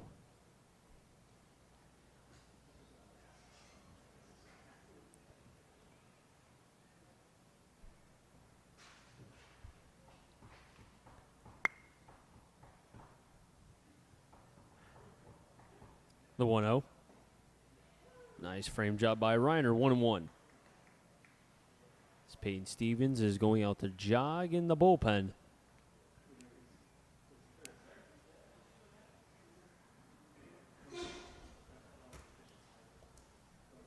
As with the score the way it is, if it holds true or somewhat close to true, you hope you can get 6 out of Shane and save the bullpen. You got 2 more games in the next 2 days at Brockton, and then you come home for a doubleheader Wednesday. You play again on Thursday. So what you're saying is a lot of games. A lot of games in a little bit of time. And August 4th is the last game of the regular season, and there's a lot of time to be able to find out who's going to be in first, who's going to be in sixth, who's going to play when and where.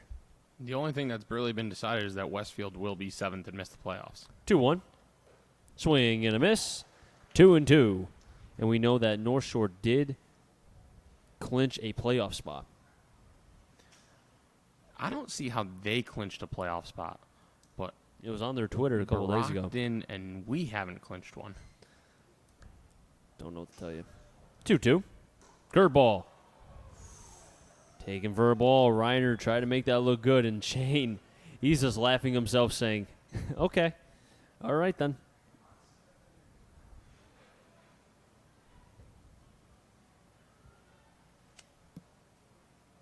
Kretzler doubled to left center with 1 out, a 3-2 pitch coming from Shane towards and through the 5-5 hole. Kretzler paused before the ball was hit, or rather going towards left, as now he'll be on at third, 17 on at first. As this kind of happened to Matt Shane his last start, he got through 4 2/3 a no-hit ball, and then a hit happened, and he gave up 3 runs after the fact, or 2 runs after that, because he had given up an unearned run in the first without giving up a hit. But nonetheless, you know, he goes 4 strong, and then he kind of unravels in the 5th a little bit. Let's see if he can buckle down here. He's still just a ground ball away from getting out of here, but easier said than done. And at one point, he retired 4 in a row going back to the 4th. Facing the leadoff batter, taking a strike, is Spencer Smith. 0 for 1, struck out looking in the first, walked, and was later out on a double play.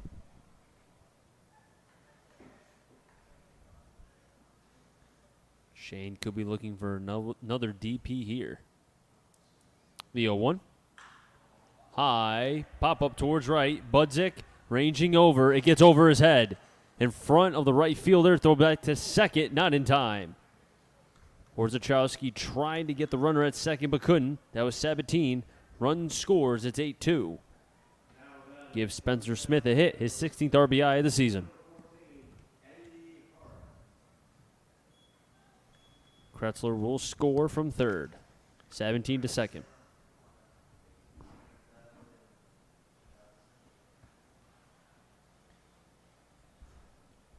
Eddie Hart, who's 1 for 2. I would almost think this could be Shane's last inning, but then again, with the lead that they have, do you try to extend him as much as possible? Well, you still got 2 outs to worry about here in the 5th. Ask me to strike, but high. Ask me again after the 5th. Or after this batter. And there is somebody throwing what looks to be a catcher, at least with a catcher's glove on. Can't tell who, but...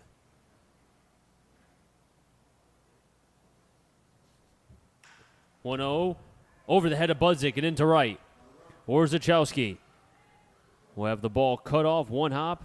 Reynolds is the one that cut it off. A run scores. That was Sabatine. Eddie Hart with an RBI. His 15th of the season. Again, first and second. Still 1 out.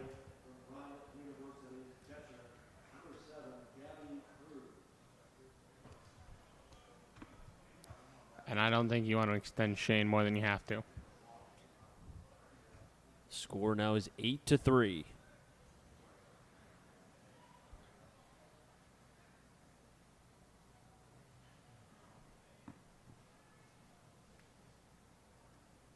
And Gabby Cruz has the power to make this an 8-6 ball game with 1 swing of the bat. And 4 straight hits for Brockton. Call the strike, 0-1. Kretzler had a hit. 17 had a hit. Smith had a hit. Hart had a hit. More hits in that half inning than they have through the entirety of the game.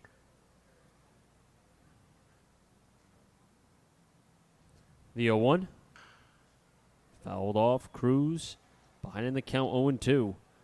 It's a dangerous time to be facing the 3-4 lineup between Cruz and Gioso.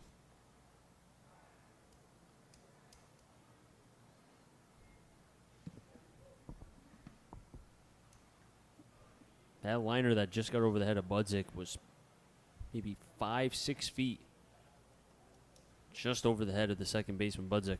Just out of his reach. 0-2. Over to third. Dwayne over to second for one. On to first. Double play. And Shane is showing emotion. Have to love it. The DP for the Blues. They give up a couple, but they still have the lead. It's 8-3.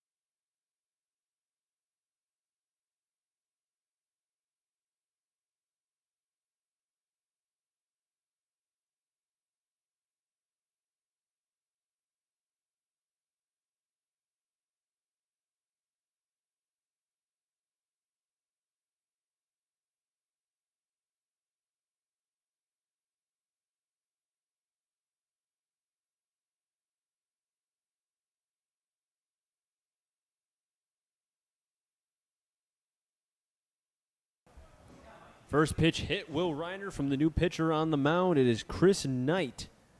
So not a good start for the right-hander, wearing number 20, making his first appearance in the FCBO.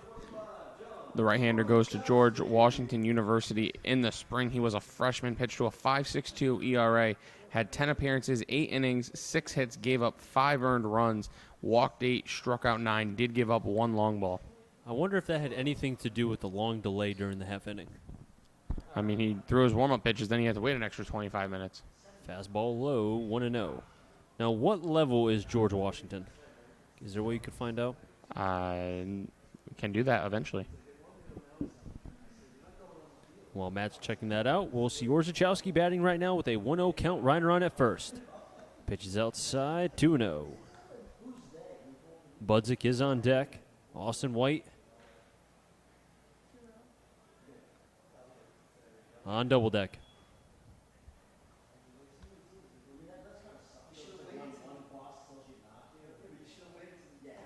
Swing and a miss. The sword swing, 2-1.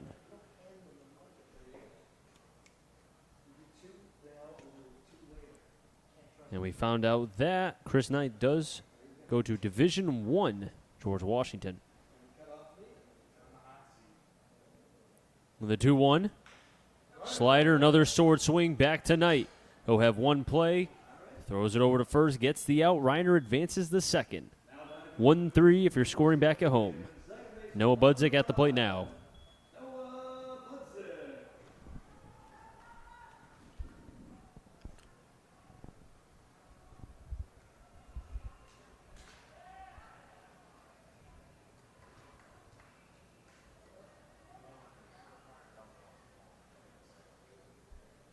Right now, if things stay as they are now, Levangie will be in line for the loss. Matt Shane, who's still in as of right now, will get the W. First pitch strike to Budzik, 0-1.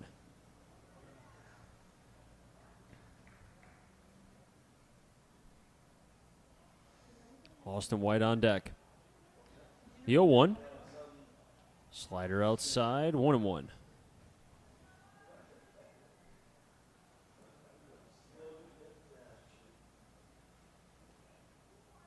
Knight throwing from the first base side of the rubber. The 1-1. 1-2.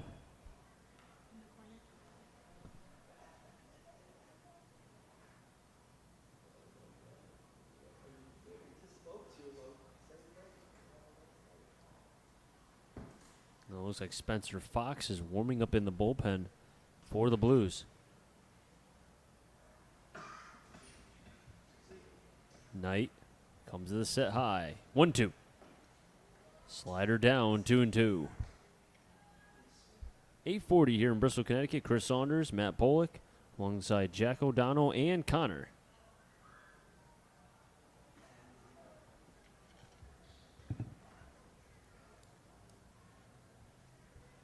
Knight was first appearance in the FCBO. Throws a wild pitch. And getting the third will be Reiner. Has to be tough for a guy like Cruz who has not caught Knight thus far, and it's the first time that you're seeing his kind of stuff. For any catcher, it must be difficult. Yeah, it's always fun trying to learn a new pitcher while in the middle of a game you're down 5 runs. Infield's in, 3-2. Outside for a ball, and the Blues are runners on the corners. Another walk for Knight's pitching tonight. Or rather for the Rocks pitching, but a walk for Knight nonetheless. I'm surprised Knight doesn't play for the Knights. It's very true. Good joke. Thank you. Ha, ha. Okay, Kawhi.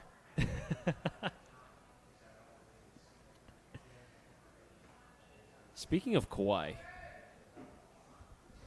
Skip Bayless is still yet to say his name. Just calls him number 2.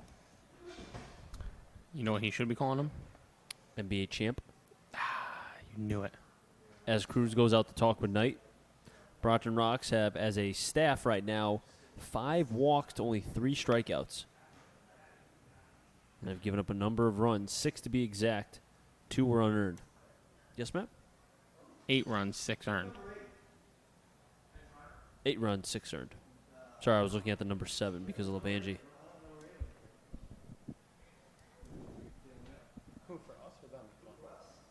Pitches inside. Cruz at least keeps it in front. 1-0.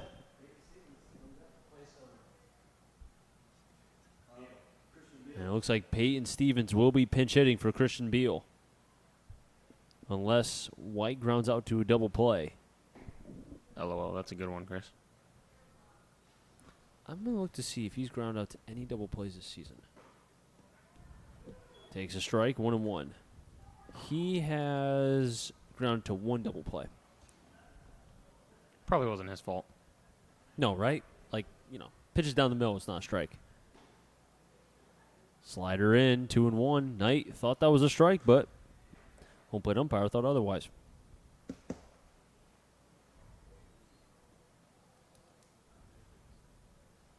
The 2-1. 3-1. And Knight, his delivery, it's funky, all arms and legs. Having a hard time commanding that slider. Coming around it instead of staying on top. 3-1. And that hits White.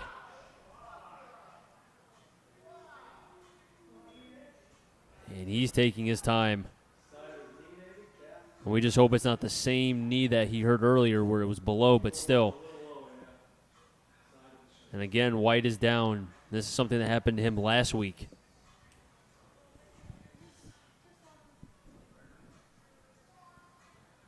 And you figure if White needs to come out of this game, it'd probably be Schneider. Because Stevens is the other outfield option. He's hitting for Beal. Mm-hmm. So you'd have to go Schneider. You would have to. Unless you move Orzechowski to center and then put Miller in right, but you have Miller as the DH. So you lose that. Or you bring in Bass and move Reynolds. We've seen Reynolds play right recently. That could be, that's exactly. You could do that. Yep. But it looks like White is going to walk it off, which I probably could have guessed. Telling you, between Beal and White, they're gamers. The bases will be fully loaded. Reiner still on at third. Budzik will advance to second on the hit by pitch. White at first. And that is the second hit by pitch and walk in this half inning for Chris Knight. And Ronnie Palmer saying the pinch hitter as Christian Beal's day will be done. Peyton Stevens getting his first at bat here in the 2019 FCBL season. And we would almost think he will be playing left. Or, ready for this big brain play? After this pitch. First pitch to Peyton. Takes a strike.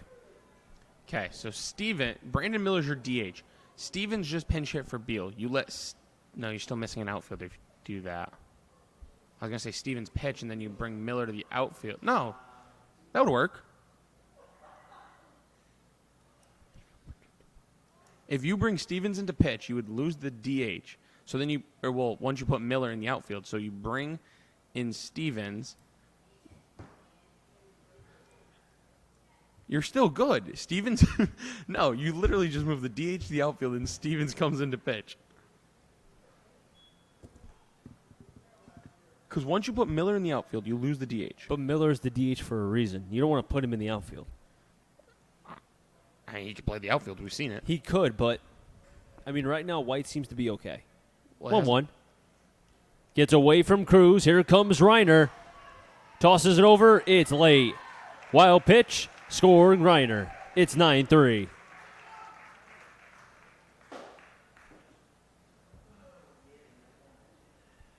My scenario has nothing to do with Austin White.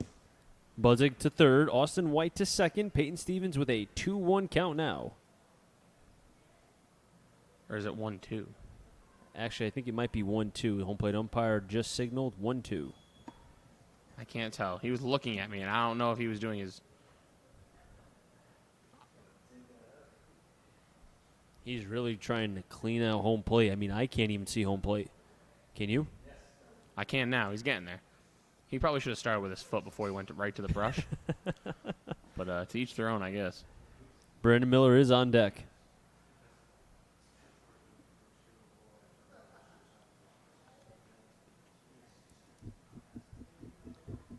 Brockton will have in the top of the sixth 4, 5, 6, Gioso, Murray, and Mara. But right now, the Blues already have a run here. Payton checked his swing. He didn't, or actually, correction, he did go. Throw back to first. In time, Cruz. First K for night. And Brandon Miller coming up with 2 outs. Runners on second and third. Budzik at third. White at second.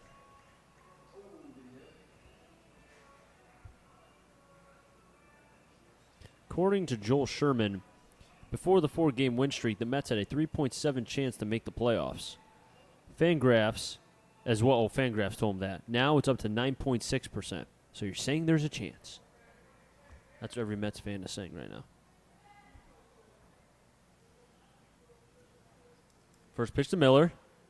Big swing, comes up empty right there, 0-1.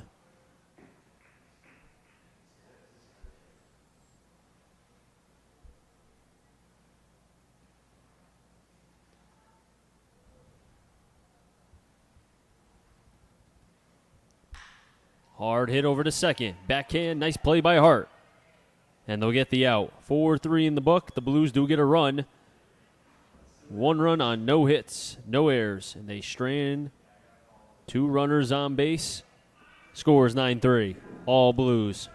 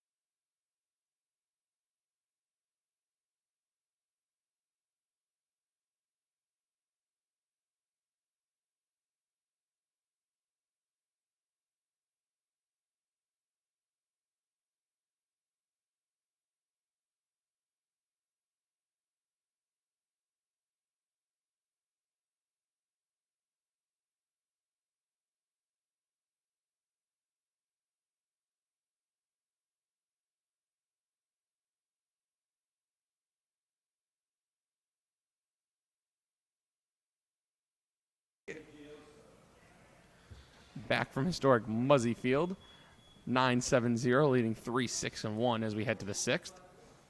Matt Shane back out there for his 6th inning of work. Thus far, 5 innings, 6 hits, 3 runs, 2 walks, and 4 Ks for the left-hander. First pitch, missing high for a ball. 1-0. 4, 5, 6 in the Rocks order. Gioso, Murray, Mara. 1-0 from Shane. Fouled straight back, 1-1. Shane thus far, 42 strikes, 31 balls. Shane, 5 innings, 6 hits, 3 earned runs. Gioso 0 for 2. 1-1. Missing low. His last at-bat hit a bullet that I thought was going to get into right field, but a great play by Noah Budzik. Stop that from happening. 2-1 pitch now. Missing low and in, 3-1. Couple defensive changes. Peyton Stevens now in right. Orzechowski in left. So Orzechowski moves from right to left. Beal is taken out of this game. As Peyton, as I said, now in right. Pitch, chop, Shane Fields. Throw to first, little high. Reynolds able to make the play. 1 away. Score that 1-3 in the book if you're scoring back at home. Next up will be B.J. Murray, who on the day in the 2 games is 4 for 7. 0 for his last 3, though, after starting 4-4. This game, in the first, he grounded out to third. And in the 4th, he struck out swinging and was put away on a 2-3 put out. Takes the first pitch high and out for a ball. Spencer Fox still warming up. I would almost think he is coming out for the 7th inning because he hasn't pitched, and I'll look to see when the last time he threw. Hasn't thrown at home in a while, I know. As that pitch fouled off first base side. Last time he pitched was against the Suns that I can remember. I want to double check, though, on that. Just give me 1 second. Unless he's pitched on the road and we don't know it. Nope, last time he pitched July 23rd, so it's been 5 days. He only went 1 inning.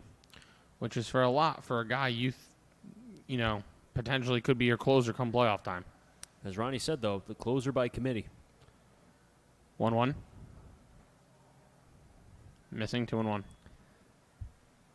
Pitching change for the Red Sox as Sale exits after 5 1/3, 100 pitches with a runner on first. Colton Brewers coming in with a 4.50 ERA.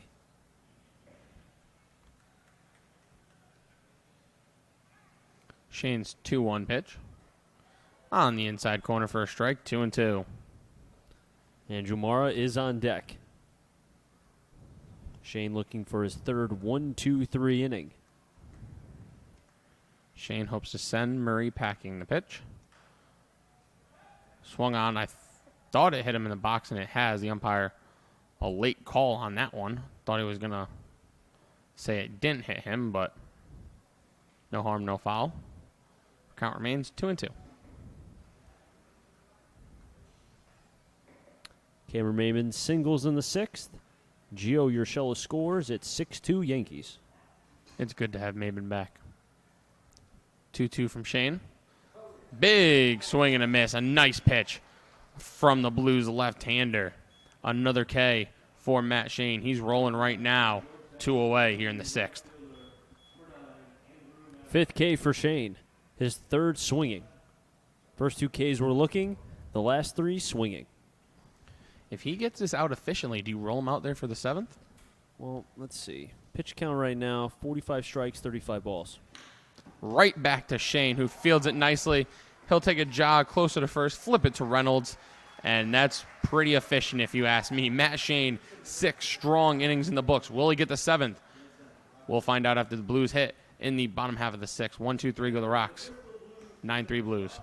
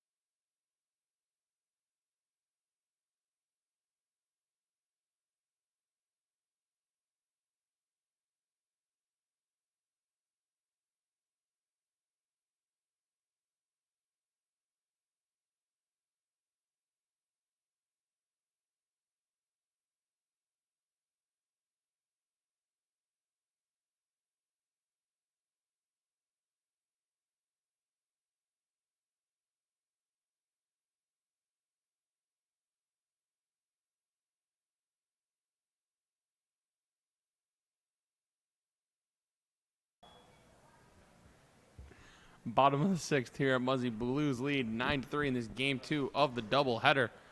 Leading off will be the first baseman, Dylan Reynolds. New pitcher for the Brockton Rocks, Brad Marchetti. Knight went inning, no hits. Did give up a run, though. 1 walk and struck out 1 batter. Marchetti, 195 pounds, 6 foot, going into his senior year, does go to Tufts. Tufts is in the NESCAC. You just got to say NESCAC any chance you can. Yep. First pitch to Reynolds. Called strike 1, 0-1. Marchetti's numbers 0-3 on the year, 8.50 ERA, 8 games, 1 start. This is his 9th appearance. 24 1/3 innings, 27 Ks, 12 walks, 30 hits. Into left center field off the batter, Reynolds. Coming over is Kretzler making the play, 1 away. Reynolds does, however, have 2 RBIs tonight for 26 on the season. Marchetti's last outing came at home in Brockton, July 24th against the North Shore Navigators. He took the L in that one. He went 3 innings, gave up just 2 runs on 4 hits, did strike out 2, didn't walk anybody. This is his first appearance against the Blues this year. So this is a new arm for the Bristol Blues. His first pitch to Zeke Diamond, a big cut and a miss, 0-1.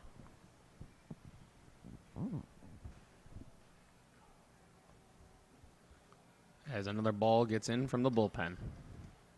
Move the bullpens off the field. As now Peyton Stevens bringing his glove down to the bullpen to potentially throw.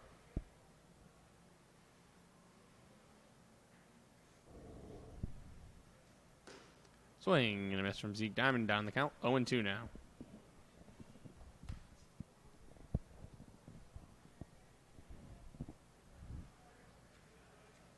On deck, Buddy Dwayne.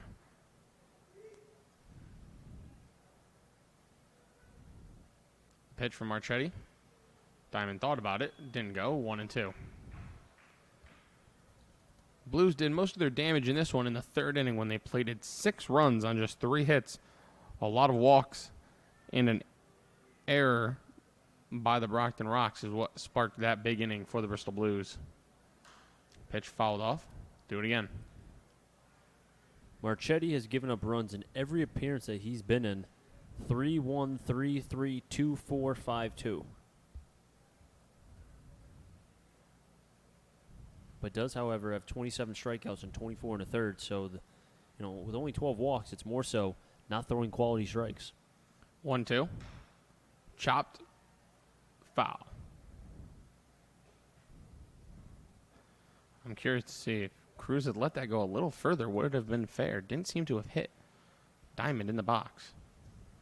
Sounded like it hit the dirt more than anything in front of Diamond and not his foot. Nonetheless, called a foul ball. And we'll do the 1-2 count once more. Buddy Dwayne is on deck for the Blues. As you said, Peyton Stevens warming up for Bristol. The pitch. Way high and in. 2-2. So my guess now, seeing Stevens warm up, is Shane will get a go at the 7th. Diamond with 2 RBIs as well tonight. Pitch right back up Marchetti. Hits the glove, knocks it off. He fields the ball. The throw. Scooped by Gioso, getting the out. What a play by Marchetti. As our PA announcer John Wood says, look what I found. Knocking the glove off of Marchetti, and Diamond points out, says, good job. I mean, if you're Diamond, what else can you do? Hit it as hard as you can. Just fortunate for Marchetti, it hit his glove and not anything else. A nice play, though, by the big righty. If he doesn't stop that, that may be a single up the middle. I don't know if Hart gets that at second base. I don't think so. That ball was smoked. Completely. That brings up Buddy Dwayne, who takes a healthy cut at the first pitch. 0-1. Buddy Dwayne thus far. Ground out to second. RBI single came around to score and flown out to center.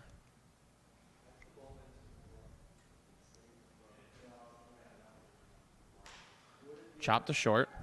Smith fields off a weird hop. Throw to first.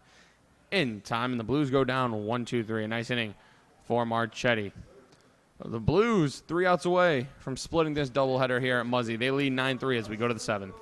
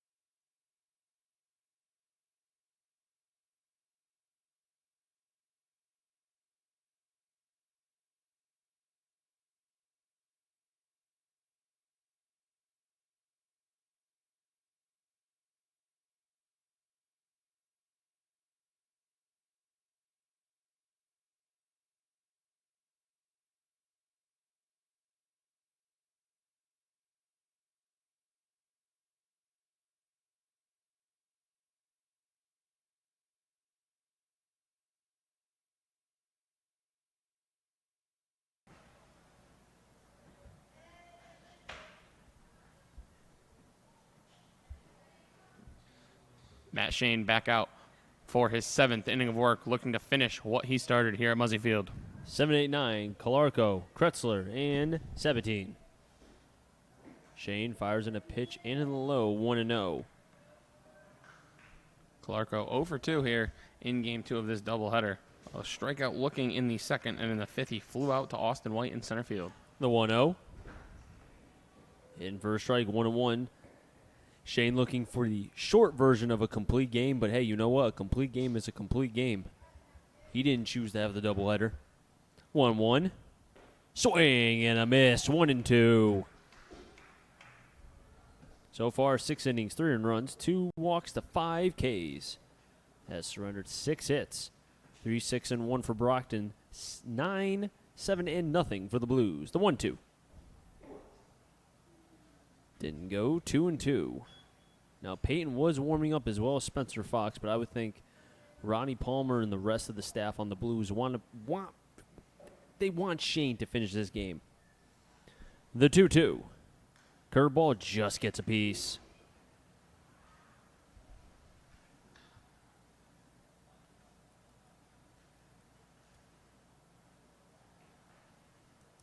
Now, would it be a complete game even if it's 7 innings? Yeah. That's what I thought. I mean, there'd be a little asterisk next to it. His line would only say 7, but 2-2. Curveball way outside. 3-2. And I'm sure Shane knows he's 3 outs away from at least splitting with Brockton and gaining back that game that they lost. 3-2. Chopper up the first baseline. Foul. And that's the one thing with Shane, too. You know, even if he doesn't have his best stuff, he will fight. He will grind. And I think that's the type of player and pitcher that you'll need going forward, especially in the playoffs where, you know, like we were talking about, it could be Fiello and then who else? 3-2. Another foul ball.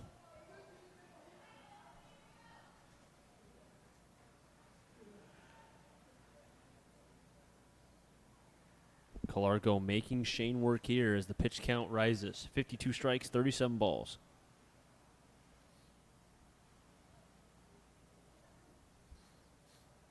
Shane shakes off twice. Nods the head yes on the 3rd time. 3-2. Over to Dwayne. Cross the diamond. 1 down. And the Blues are 2 outs away.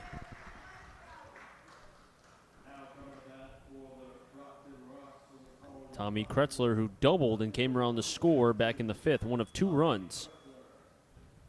And that was of which 4 straight hits before the DP of Gabby Cruz in the 5th. So if the Blues win this one, North Shore will have sole possession of first place. Line shot, but foul. I believe. It's hard because not every team has played the same amount of games, but I believe that's how it'll go. North Shore will have sole possession of first place, and then Bristol will be a half game back of Brockton in second. Pitch is high, 1-1. But still a full game back of North Shore. I'm not sure. Because they gained the full game on Brockton because they beat them directly. They gained the half game on North Shore. Yeah, that makes sense. Swing and a miss, 1-2. Because they would get the game back that they just lost. Yeah, they'd get the game on Brockton, but they'd still only get a half game on North Shore, I think. So then it would go back to a half a game, I would think, no?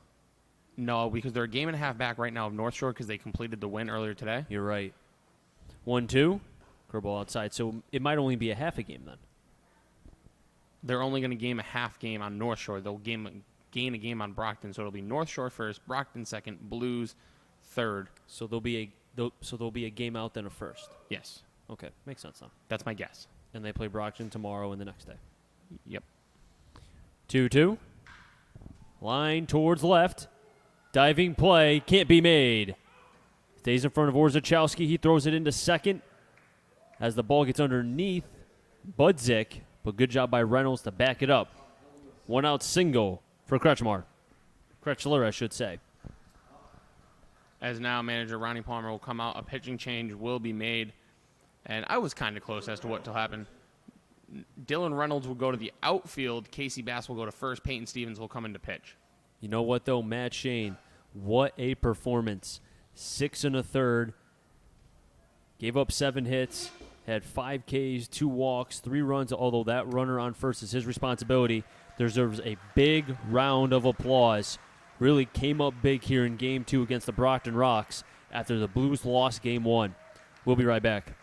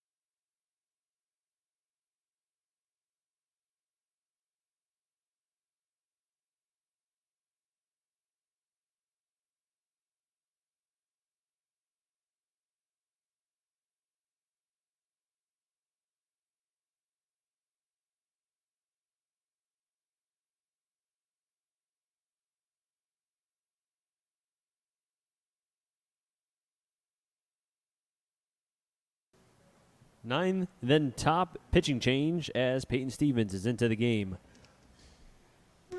Defensively, what they did, Stevens was in right.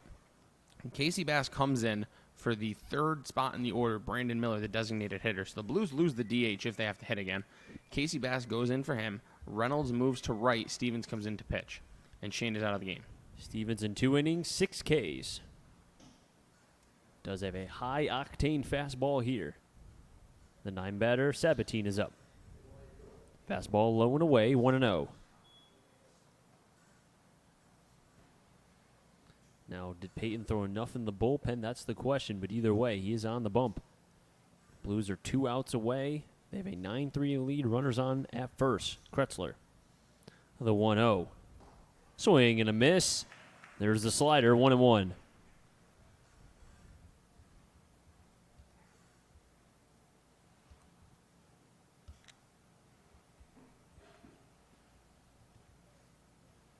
One. Sabatine doesn't chase. 2-1. Sabatine been on base twice thus far today. In the third inning, he walked, got stranded on third, and in the fifth, he singled and came around to score. Sabatine from Fairport, New York, going into his sophomore year at Maine. 5'11", 180. 2-1. Fastball high, 3-1.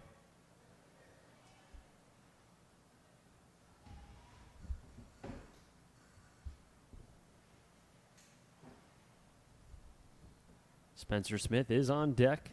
Eddie Hart on double deck. 3-1. Low for a ball. Kretzler to second. Sabatine to first. Still 1 out.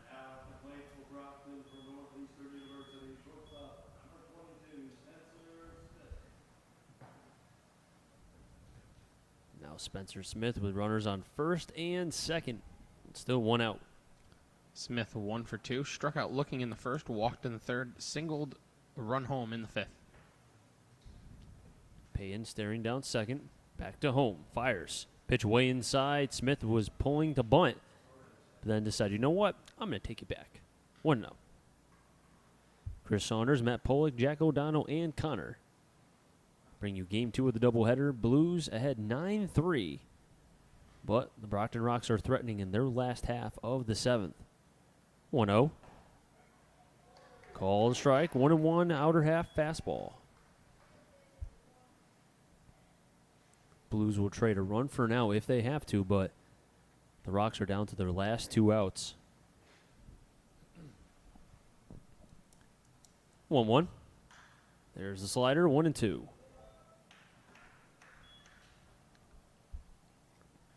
Stevens, big strikeout guy.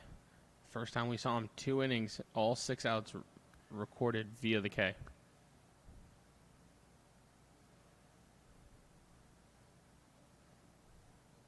Smith asking where that pitch was. Maybe it was a strike or a ball, but either way, it's a 1-2 count with 1 out. Stevens can get a K when needed. 1-2. A slider bounces in front. Reiner can't find it. Kretzler will get to third, 17-2 second.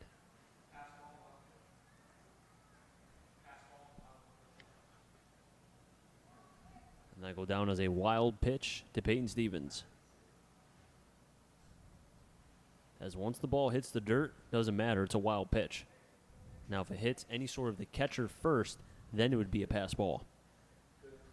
But right there, a wild pitch to the Blues staff and Payton Stevens.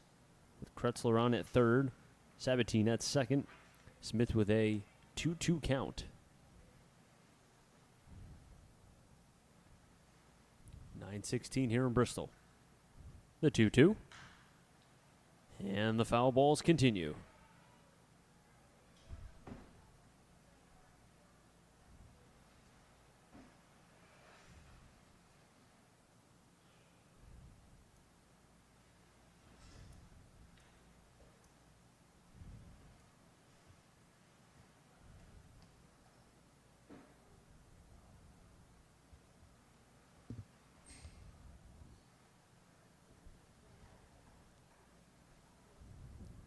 The 2-2.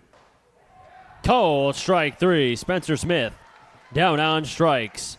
Another K for Payton Stevens in his early 2019 FCBL season.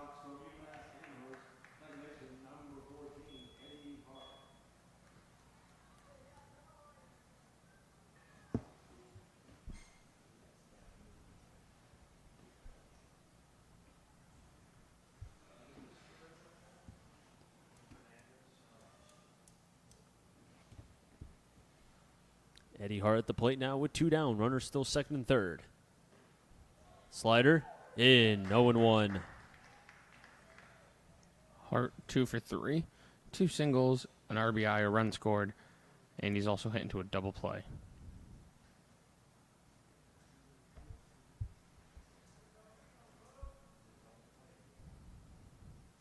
The 0-1. High pop up into right. Reynolds going back, and he makes the play. And the Blues win. Final score, 9-3.